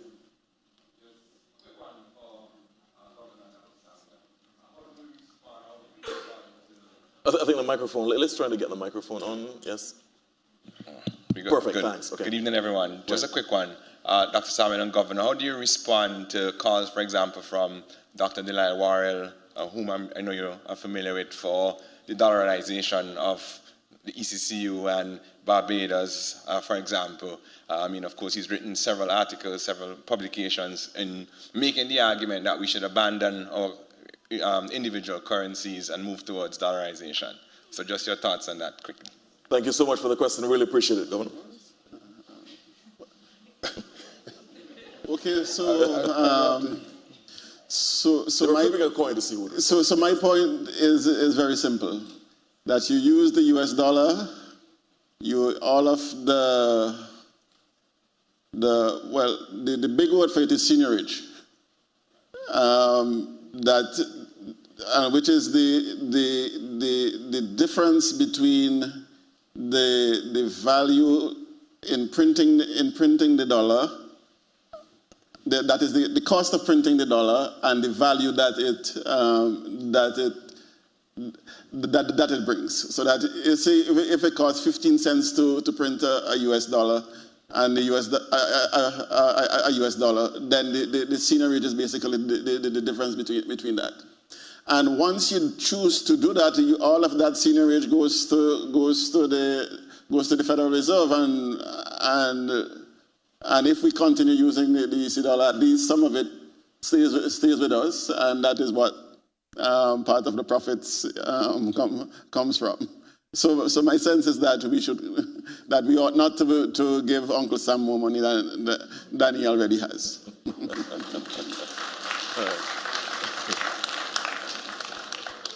Uncle Sam is already good. Yes, go. Yeah, no, so I would just say I have a lot of regard for Dr. Worrell, but he likes to be provocative. That's his nature. And as Dr. Simon said, this situation is working for us. We invest in the U.S. Markets, most of our foreign reserves, we generate income. So as we speak, we have $2 billion in the U.S. markets, which is generating income for us. That works for us. It gives us some control over some of our policies, as opposed to a dollarized economy where you cede all the control, the senior wage, as Dr. Samuel said, and then we now have to find different ways to generate income. So it makes sense for us. And the question is it working or not for this currency union? In another country, they'd have to decide if it's the thing not working, then they have to go. If it's not broke, that's the point. So we in fairness, and out of respect, and I think, we have to acknowledge that the people who've come before us and those who now serve this generation has honored what we found, preserved it, built it, and we have to continue to leverage it. I don't think it's a wise idea to tear it down. Yeah. All right. So if it is, Governor is suggesting, and Dr. Samuel, that if it is necessary not to change, it is necessary not to change. So let's see. All right.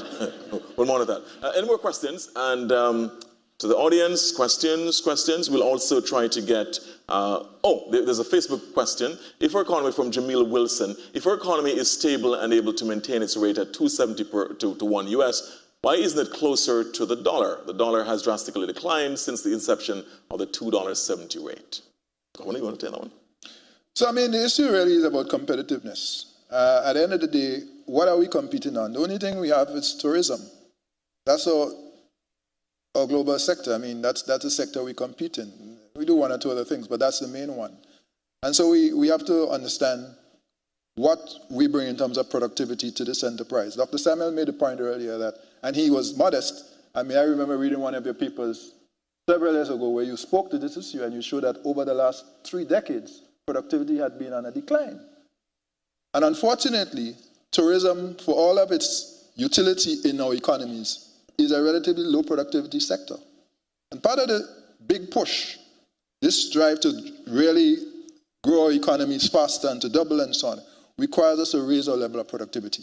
So it goes back to this innovation. So the issue is not revaluing the currency to get us there. It is raising our productivity and bringing new sectors to the table through, as he mentioned, digital transformation, for example, or food and nutrition security. All of those 7 areas in the big push. Those are the things we have to focus on to make us more productive, to make us more competitive, to make us more resilient. The fact of the matter, because we are on this campus and we've invested in solar PV with battery storage, the price of oil is not going to affect us in a significant way on this campus. That's resilience. That's what this investment does, in addition to the fact that it's saving $2 million a year because of what we did. Please pause with the applause. You can go ahead. Applause, yes, absolutely. So I make the point to say concrete actions must be taken in specific sectors to boost our economies. Tinkering with the exchange rate to do that will not give us what this person, I think, is trying to look for. At the end of the day, our tourism will not be... Take electricity, for example. Electricity prices are some of the highest in the Western Hemisphere, 30 to 40 cents, US cents per kilowatt hour.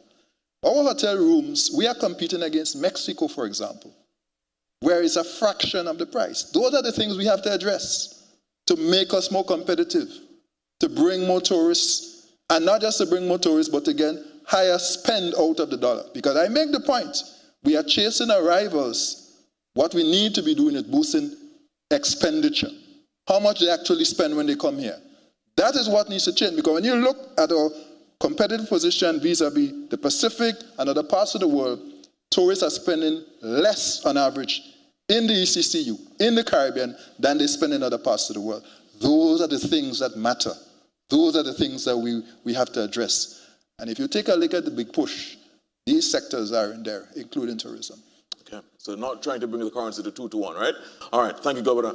Here's another there's a YouTube question now. To the Governor, how does the ECSM encourage more retail investors in the equity and bond markets? This will be very important to help achieve the big push, as you just mentioned. So how does the ECSM encourage more retail investors in the equity and bond market? Right, so the ECSM is Eastern Caribbean Securities Market.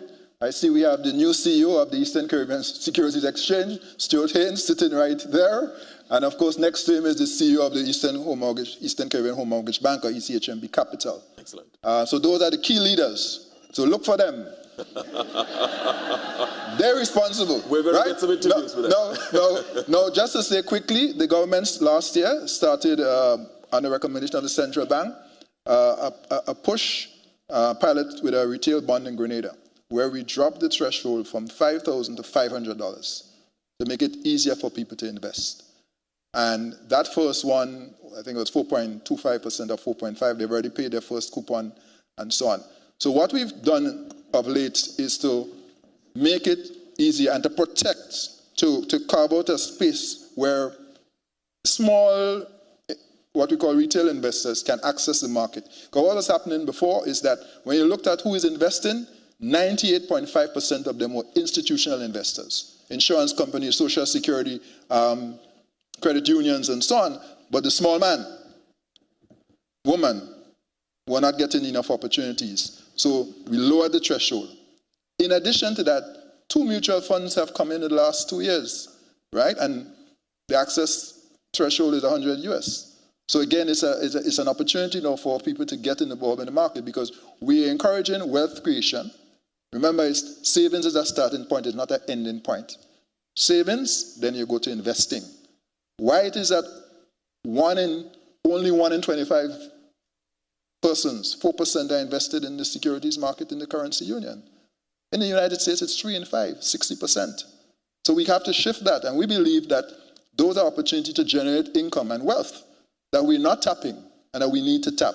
So the good news is that our governments have moved, and there's an opportunity. St. Kitts and Nevis is up next with their retail bond. Others are going to come. I think Antigua and Barbuda wants to do this year as well, and other countries will come on stream. So you will have an opportunity to be able to invest at the retail level. Excellent, excellent. So those who are interested in the bond and equity markets. Here's another question on YouTube. I'm going to ask Dr. Samuel and Mrs. Edwards to take this one. Considering that each ECCU member is a sovereign state, of course, except for the British Overseas Territories, what safeguards exist to ensure that unilateral fiscal or economic decisions by one member do not undermine the stability of the EC dollar peg? I want to take that, Dr. Samuel, starting with you, and then Mrs. Edwards.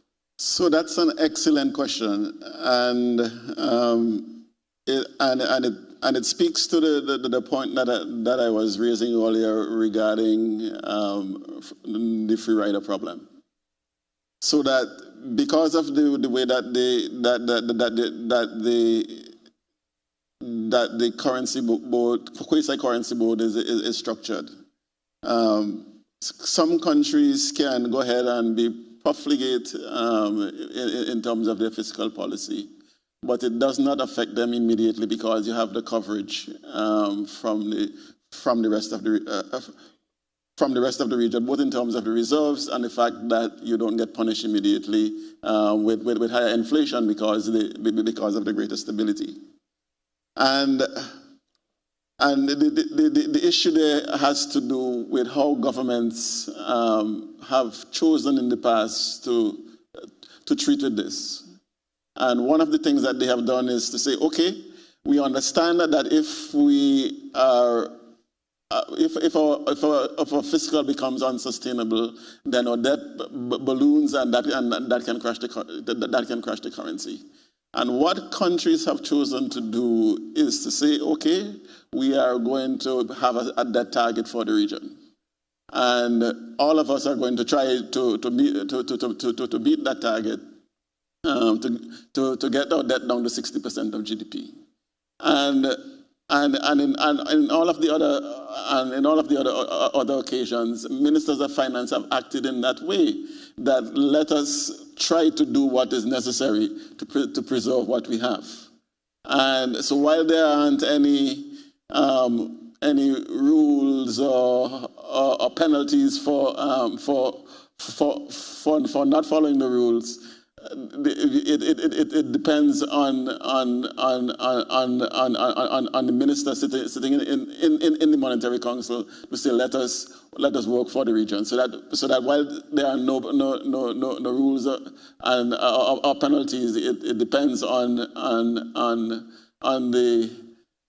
the persuasive power of the governor of the central bank to say, look, what you're doing is out of line. Let us stick to the rules. And he's been very persuasive, I might add. Very, very good on that. Thank you so much, Dr. Samuels. So it does appear that so far responsibility, fiscal responsibility and maturity have worked in our favor. Mrs. Edwards, over to you. Yes, so I totally agree. And what is one step beyond the target that is set. So in this region, we've agreed for 60% debt to GDP ratio. Some other regions and countries choose other targets. Individual countries now, since these are the same ministers who have committed to that target or committed their countries to that target, puts that into practice in their fiscal management. So at most, I'll use the word fiscal rules or whatever it is they call them.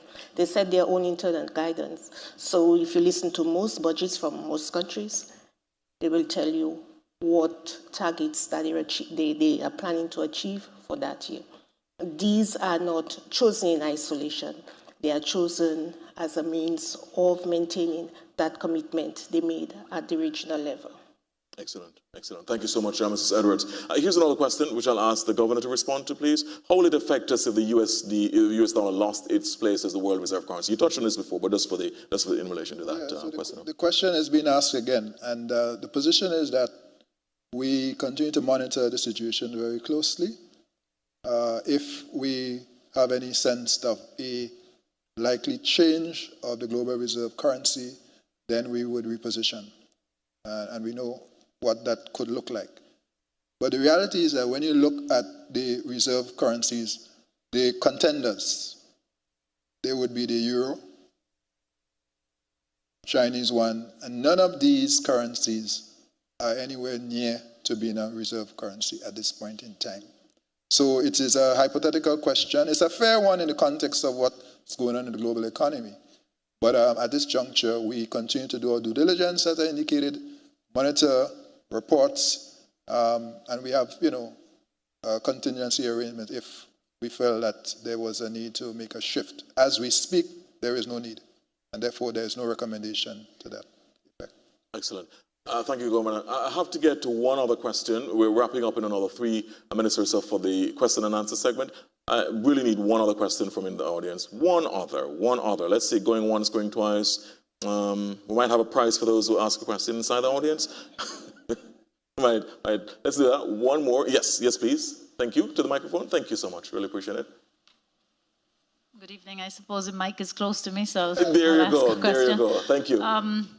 It might be a sensitive one.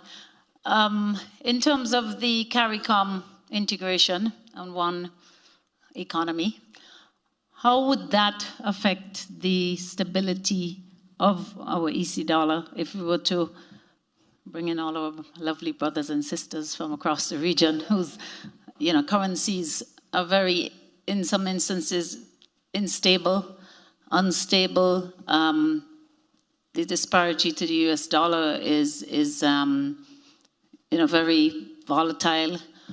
And how and what guardrails do we have in place if CARICOM was actually to realize its mission eventually? And how would it affect our central bank and us as a ECCU?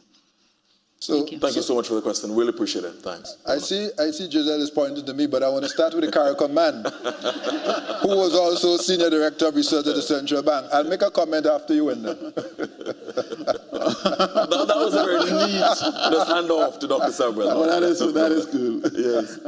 So what you're talking about is an issue that we went through, I think, when I just joined the central bank, where there was the talk of a CARICOM currency, a single currency for the entire region, the move towards convergence and so. And there was a lot of discussion at that time as to how do we establish a common currency for the region.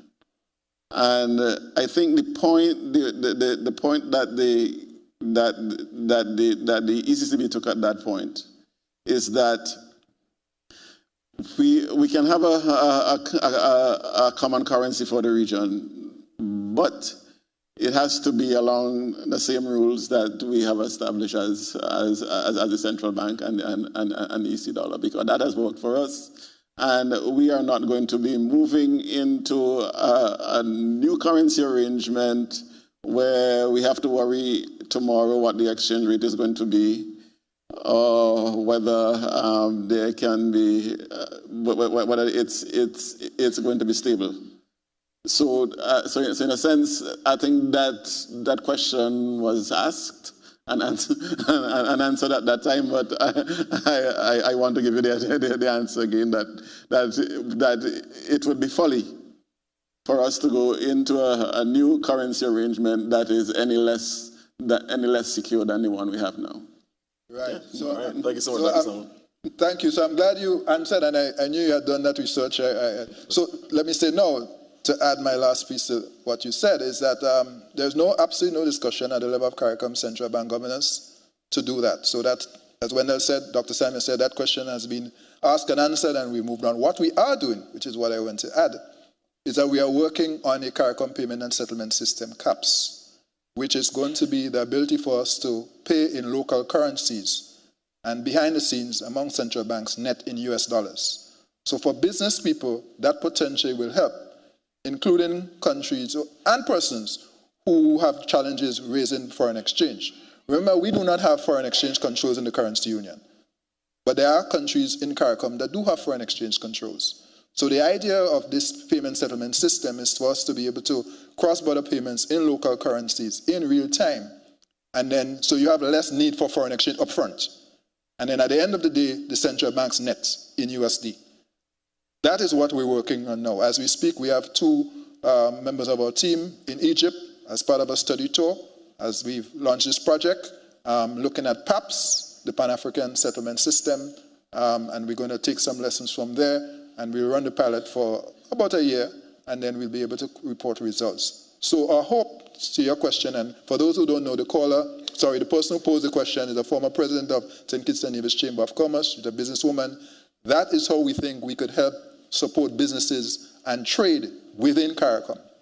And that is what we're doing as a practical measure right now. Not currencies, but trade and payments. Excellent. Thank you so much. So we had perfect gender parity in relation to the audience questions, male and female. Very, very good. Anybody want to break the tie? One more question from inside the audience before we wrap. One more. Let's see. Go. Yes, perfecto. Thank you. As ever, the women are doing better than men. Thank you so much. Really appreciate it. Over to you. All right. Good evening. Thanks so much to the panelists.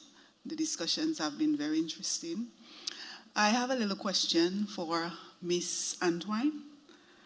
I'm wondering, as a young person, what do you think we can do as a region to get the younger generation to fill their carts with local products rather than just fill it up with shame? Thank you. Thank you so much. Really appreciate it. Great question. Great question. Ms. Antoine. Great question indeed. That one is going to be a very hard one to answer, because when you say local products, is it like crafts that people make just local. Okay, we also have some local designers. They make clothes, and I know on Shein we buy a lot of clothes, shoes, jewelry, you know, a whole set of things. Okay. So, it depends on how the person sells their product. Because in St. Lucia, we have a young girl that's trying to create grills, and that's not something that we see in the region, basically, a young person creating grills. No, we don't see that. So that's how you get the young people. We normally follow trends that we see on TikTok. And I'm not saying it's a good thing or it's a bad thing either, but we follow the trends we see on TikTok, and we see these famous TikTokers wearing grills, both gold and silver. And that is what attracts the young people. So it all depends on how you sell it and what you sell as well. So take for example, I don't think a young person would, well, not saying that they shouldn't, but I don't think they would go to a store and say, okay, let me buy a Madras dress. No. If they see a little shorts, they'll say, okay, let me buy that. And that's not a good thing. No, the Madras is our culture. But if you take that Madras dress and you create it in a style, let's say, see a dress I have on right now, you take the Madras and you create a dress like that, yes, I think the young people will buy that. So it's all about how we sell it. Yes, so innovation and creativity. Excellent. Excellent. Innovation married with creativity and, of course, business. So there you go. That's a possible. So can we create a kind of sub-regional Shein, like a version of Shein in the sub-region? That's an opportunity. So that's where we could get the young people to and have a nexus with TikTok. Yeah, because you're into TikTok. Good. You notice how she qualified her responses? Not saying that's a good thing. Okay. Very good. Thank you so much. Really appreciate it, Ms. Antoine. All right. So I think that thank you so much for your questions. Really great, both online and in the audience. Let me just get final comments now from our panelists, starting with you, Ms. Antoine, and then Mrs. Edwards, then Dr. Samuel, then Governor Antoine. Please, in a minute, please, for the panelists. 1 minute. Closing comments. No problem. Just to close off, thank you so much, ECCB, for organizing this. I do believe that, organizations like the ECCB need to include young persons in the conversations, important conversations. So thank you so much for that. It was a great experience, and what I learned here today, I will definitely be taking it over to my team members in St. Lucia. So thank you for the opportunity, and have a good night, everyone. Mrs. Edwards, please. Yeah. Thank you so much, Mrs. Edwards. Institutions are created for the benefit of the people who they serve. And the ECCB was created to serve the citizens of the Eastern Caribbean Currency Union.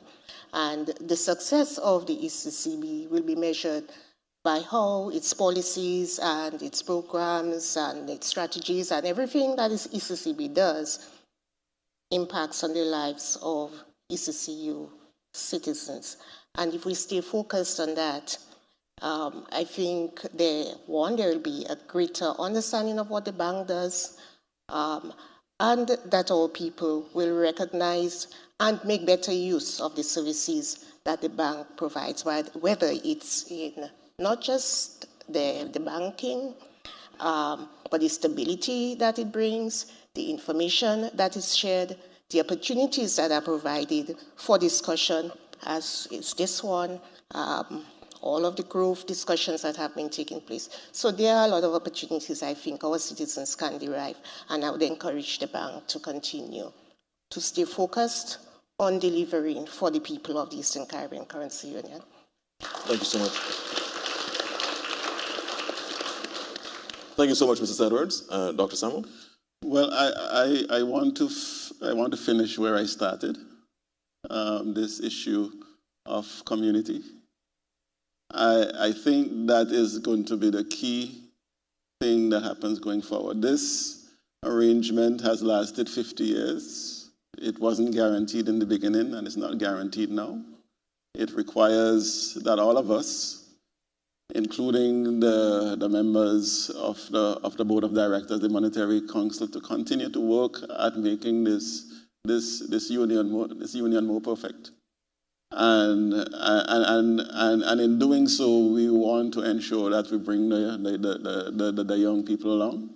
We want to create the environment, the digital environment where the young people can be entrepreneurs in their own right, not depending on TikTok, but creating their own content, and also to use their creativity to increase the productivity of these economies, and also to diversify the economy away from the tourism and agriculture. We need to move further into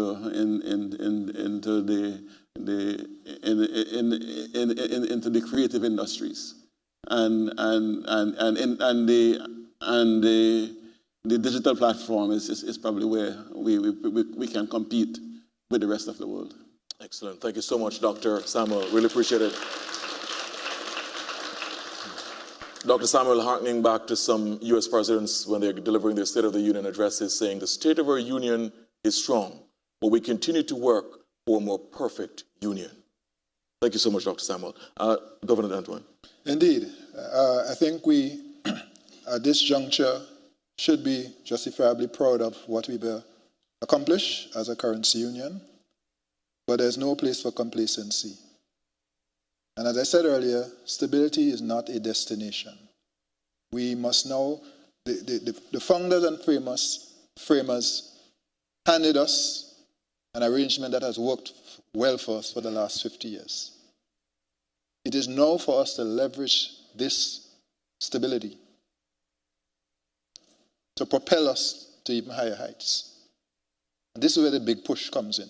So by the way, I hope our youth parliaments will debate the big push and add your voice to advocacy of this important framework for how we advance our currency union. Because now we're looking at the next 10 years and beyond, the next 50. I believe if we do, we can succeed. Better jobs, higher incomes, more opportunities, more resilient, and a rising prosperity for all. And at the end of the day, this is what this is all about. We exist. The mission of this bank is to advance the good of the people of our currency union, where they do not simply strive, but thrive. That is our commitment, and that is what I want everybody to join in common endeavor, community, to get us to do just that. Professor Robinson said it, nobody's coming to save us. He's right. That's what the big push is. We do for ourselves what we must do for ourselves. 50 years ago, the founders and framers saw an opportunity. And the lesson there is that, notwithstanding our small size, we have the capacity to craft arrangements that work for us when we come together. That's what we've done here. And that is what we must continue to do as we navigate a dangerous and difficult global environment. So that's what we must do. Thank you so much, Governor.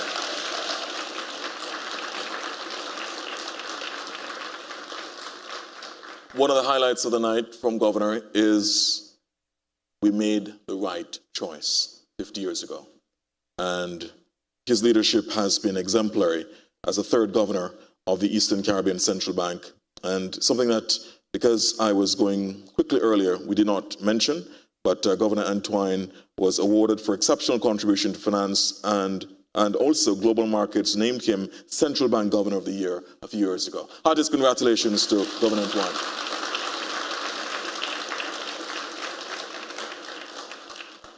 So we thank our distinguished panel. As I said, one of the greatest panels ever assembled in a very, very long time. And perhaps you may never see this again in your lifetime, the kind of erudition of this panel that has been set up. Really appreciate it. Thank you so much. No hyperbole. I don't flatter. It's all fact, right? Let's go now to our production team, which has put together a fantastic docuseries It's about the currency peg. So please turn your eyes to the screen for this docuseries done by the ECCB production team. Take a look, please. To us in the West Indies, the message is coming home more and more clearly that every time we put our hands in our pockets and take out money, we are in fact touching something of great international importance. For once again, the world is in the grip of a great international money crisis.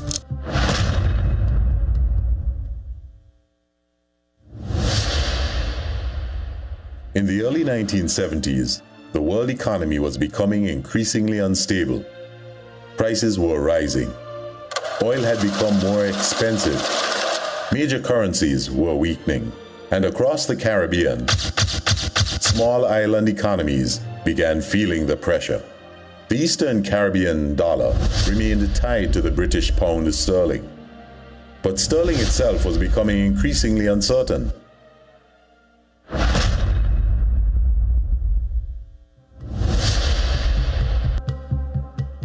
Across the Caribbean, governments began changing course. Jamaica's exchange rate peg was switched from the British pound to the United States dollar in 1973. Barbados followed in 1975. Guyana linked its currency to the US dollar later that same year.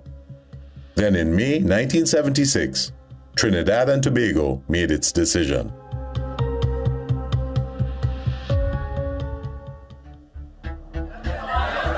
Anxiety deepened across the Eastern Caribbean. If neighboring countries were moving away from sterling, what would happen to the Eastern Caribbean dollar?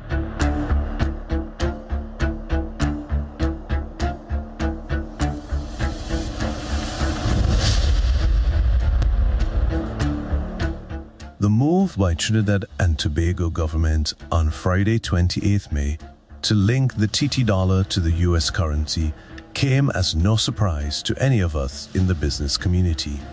What is surprising, though, is the fact that as yet the EC currency is still tied to sterling, which is slowly but surely taking us into economic disaster.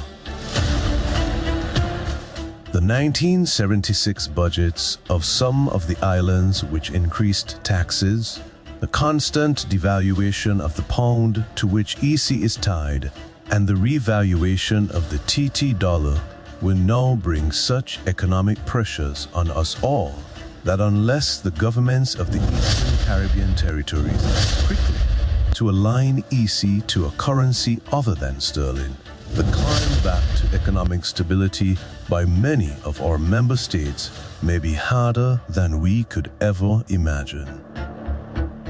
Business leaders feared the region could become increasingly vulnerable if the EC dollar remained tied to a weakening pound.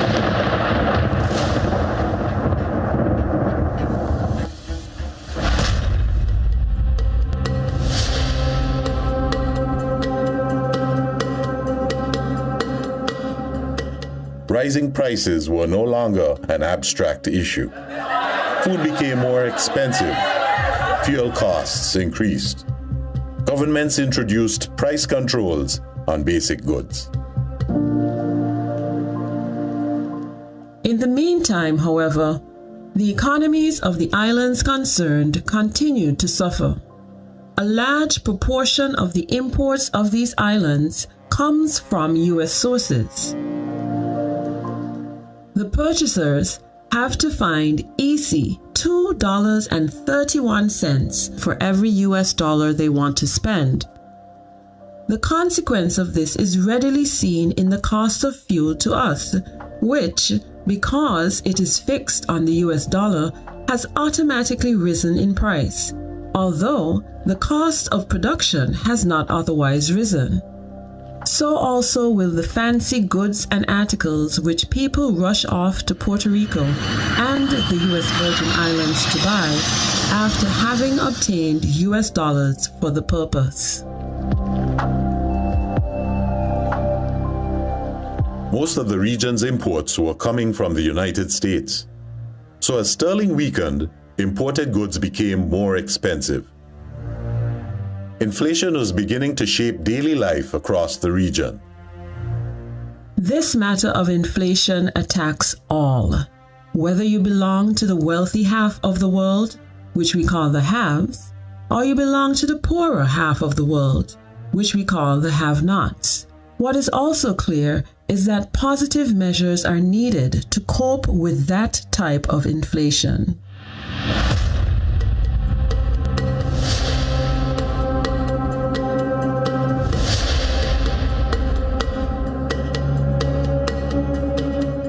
With the British economy crumbling, unemployment still rising, not only the pound, but all our economies are in grave danger. We are in danger because all of us now find ourselves doing heavy trading with the United States of America, and the ECC dollar is still tied to the pound sterling. On the face, two crucial decisions confront us. One is whether we should follow our bigger brethren, Barbados, Jamaica, and Guyana, and align our currency to the US dollar. And two, whether we should adopt as a deliberate policy the diversion of import trade from the US towards the UK and the sterling area generally. The continued weakening of the pound increased concern throughout the Eastern Caribbean. Small economies that depended heavily on imports became increasingly vulnerable.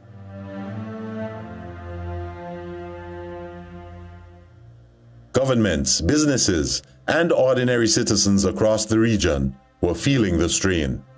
Across the Eastern Caribbean, pressure continued building. The weakening pound was no longer a distant international problem. It was affecting prices, trade, and confidence across the region. By mid-1976, the question was becoming harder to avoid. Should the Eastern Caribbean dollar remain tied to sterling, or was it time for change?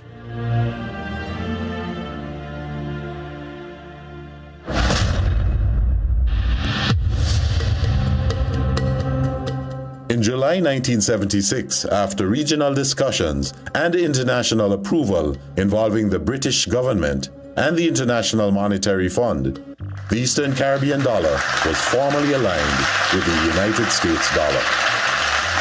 On July 7, 1976, the new parity took effect. EC $2.70 to US $1. Well, at that time, we were like the last to change. Barbados had changed theirs. Trinidad had also changed after Barbados. Trinidad and Guyana had already changed. And in some cases, there was a little devaluation. But we took so long that we said we will, on the day of the change, that would be the value.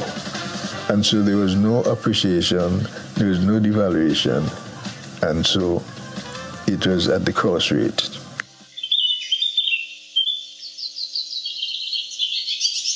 "50 years after the decision to peg the EC dollar to the United States dollar, the currency remains a symbol of stability, confidence, and trust across the Eastern Caribbean. But that stability did not happen by accident. It was shaped during a period of uncertainty, when the region chose stability in the face of change. The past 50 years have demonstrated our capacity to deliver stability, and now we must prove for the next 50 years we can leverage that stability for transformation and shared prosperity. And therefore, what I want to see, and that's what the big push is all about, is how do we leverage the foundation of stability that this EC dollar has given us and that we have shepherded, that we have steward, as stewards, that we have delivered for our people, to now move to transformation and increasing prosperity for every citizen of this currency union. The decision made in 1976 became more than a monetary adjustment. It became a foundation of stability, of confidence, of trust. And perhaps that is the real story behind EC $2.70.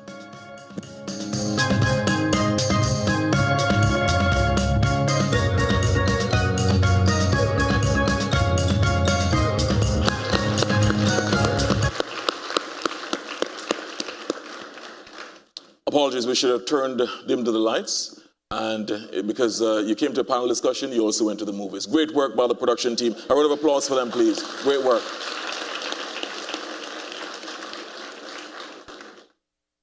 We're going to come to, yes, absolutely. We'll come now to, we're getting close to the end of this evening's program. Absolutely insightful program, extraordinary, memorable. But to make it even more memorable as well, this is only one of the activities to celebrate the PEG, right, for the past 50 years. We also had an ECCB PEG at 50 essay competition. And returning to the podium to talk with us about the winners of that essay competition is Deputy Governor of the ECCB, Dr. Valda F. Henry. Let me ask you to welcome her back to the stadium, to the stage, to announce the stadium, right? To the stage to announce the winner. Well, it might well be a stadium, given the energy in the room. Thank you so much, Dr. Henry.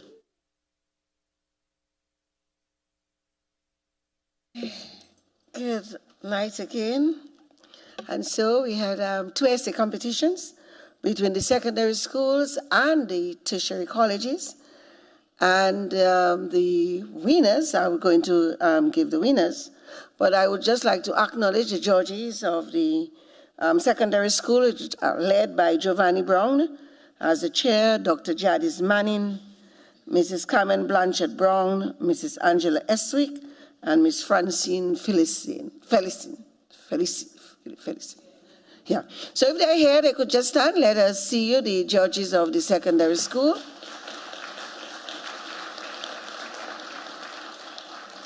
Thank you very much. And for the tertiary colleges, the judges, led by Dr. Chanel Thompson, Mr. Rosbert Humphrey, Miss Patricia Welch, Mrs. Beverly Labadie, and Mrs. Laurel Seraphine Bedford. I know some of you are here, so just stand, let us see you. Thank you very much. And so the winner of the secondary school, we are awarding 3 places, is Miss Johnny King from St. Vincent and the Grenadines, from the St. Vincent Girls High School. Second place, Mr. Demer Ferrara from the Commonwealth of Dominica, from the Isaiah Thomas Secondary School. And the third place winner, Miss Brianni Winston, also from the Commonwealth of Dominica, from the Dominica Grammar School. For the tertiary colleges, our winners are Mr. Nathan Alexis, again from St. Vincent and the Grenadines, to the top prizes. From the St. Vincent Community College. Second place goes to Jaida Victor, Miss Jaida Victor from Grenada, from the T.A. Marisha College. And the third place winner, Miss Kelly Detterville from St. Lucia, Sir Arthur Lewis Community College. And before I take my seat again, I would like to thank the 50th Anniversary PEG Committee, and I would like the members to stand for their yeoman work. I also want to acknowledge the great support, given by the CRD team, MIS, the team, and RSDAD, who also did some good work with us for the support given. So PEG Committee, please take a stand. Mrs. Raquel Leons, Mrs. Teresa Smith, Zanel Akers, Miss Naomi Francis, Miss Cosilla, Jeremiah, St. Louis Jeremiah, Miss Valencia Grant, and Mr. Aldrin Bushy. What's Aldrin's name again? Yeah, Aldrin Bushy. Thank you very much.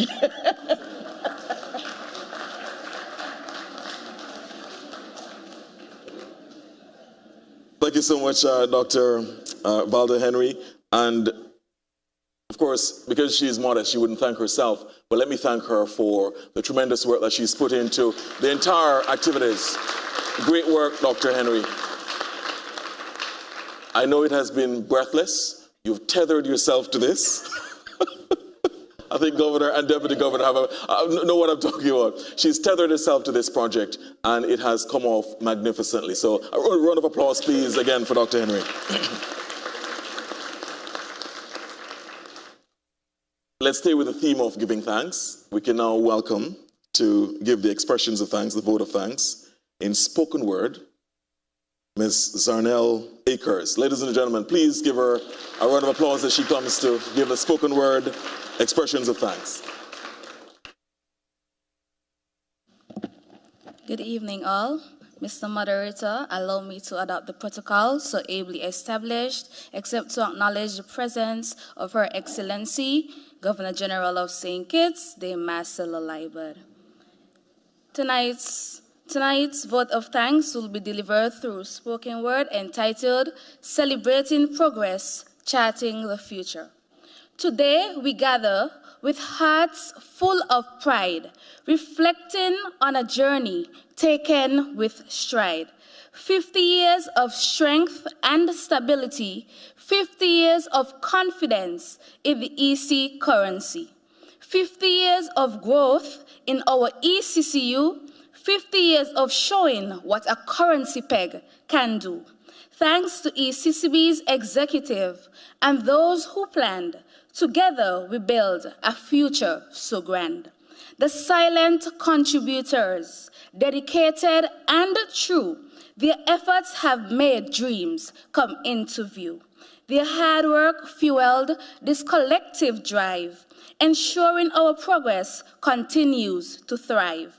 With unity and hope, we look ahead to a future where all our aspirations are led. A special thank you to the moderator and panel for their resolve and wisdom guiding us so well. Your insights inspire, your wisdom shines, of how the EC to US dollar peg stood tall through the times. We look forward to many more years ahead with courage, purpose, and stability widespread. Guests and friends from near and far, your presence shines like a guiding star. Together we celebrate what we've achieved in the journey forward, we believe, and set new goals to be accomplished with a vision of pride and promise. Future horizons, bright and clear, with faith and hope, we persevere. The big push, collective action for shared prosperity, a rallying call for resilience, growth, and unity.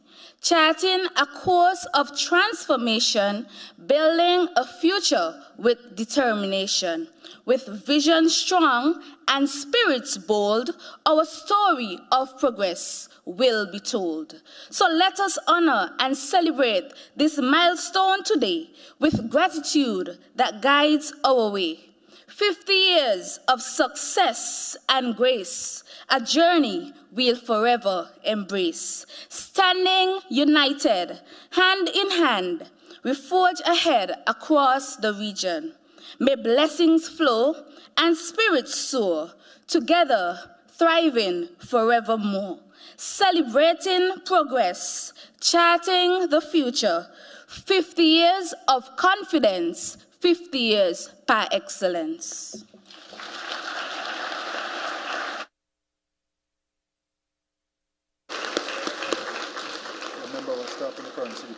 Absolutely.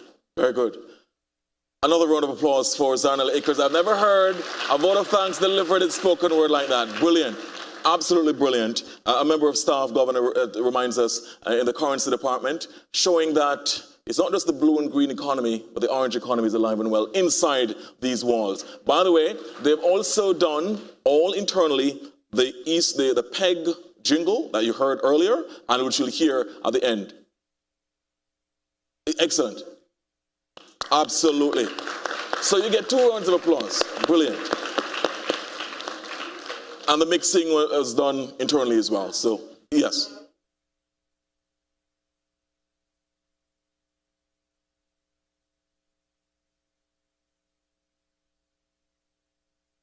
Very good. Very good. So you don't need to look outside. Everything is inside. You have everything you need right here.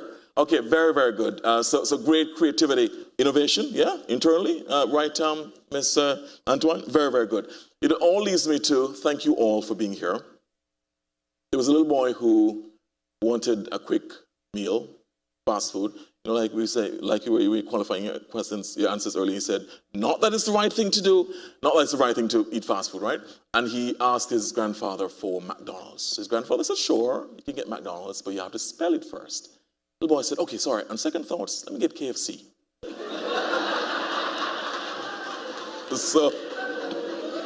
So, the framers of this PEG, the successive governors, have shown that they're not taking any shortcuts like that little boy.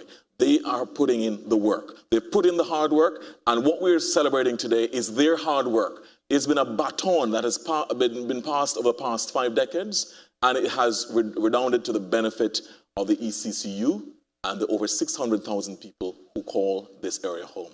We thank them. We thank you for having been here. This has been a powerfully perspicacious discussion, and we look forward to you taking this message across the entire ECCU, because this discussion cannot stand and rest here. It has to continue with the young people, with all of the people of our region, because we must celebrate our successes, but we must also be ready for the future. A future that is uncertain, but a future that can be bright if we all come together. Community is the word. Thank you all, ladies and gentlemen. Really appreciate it.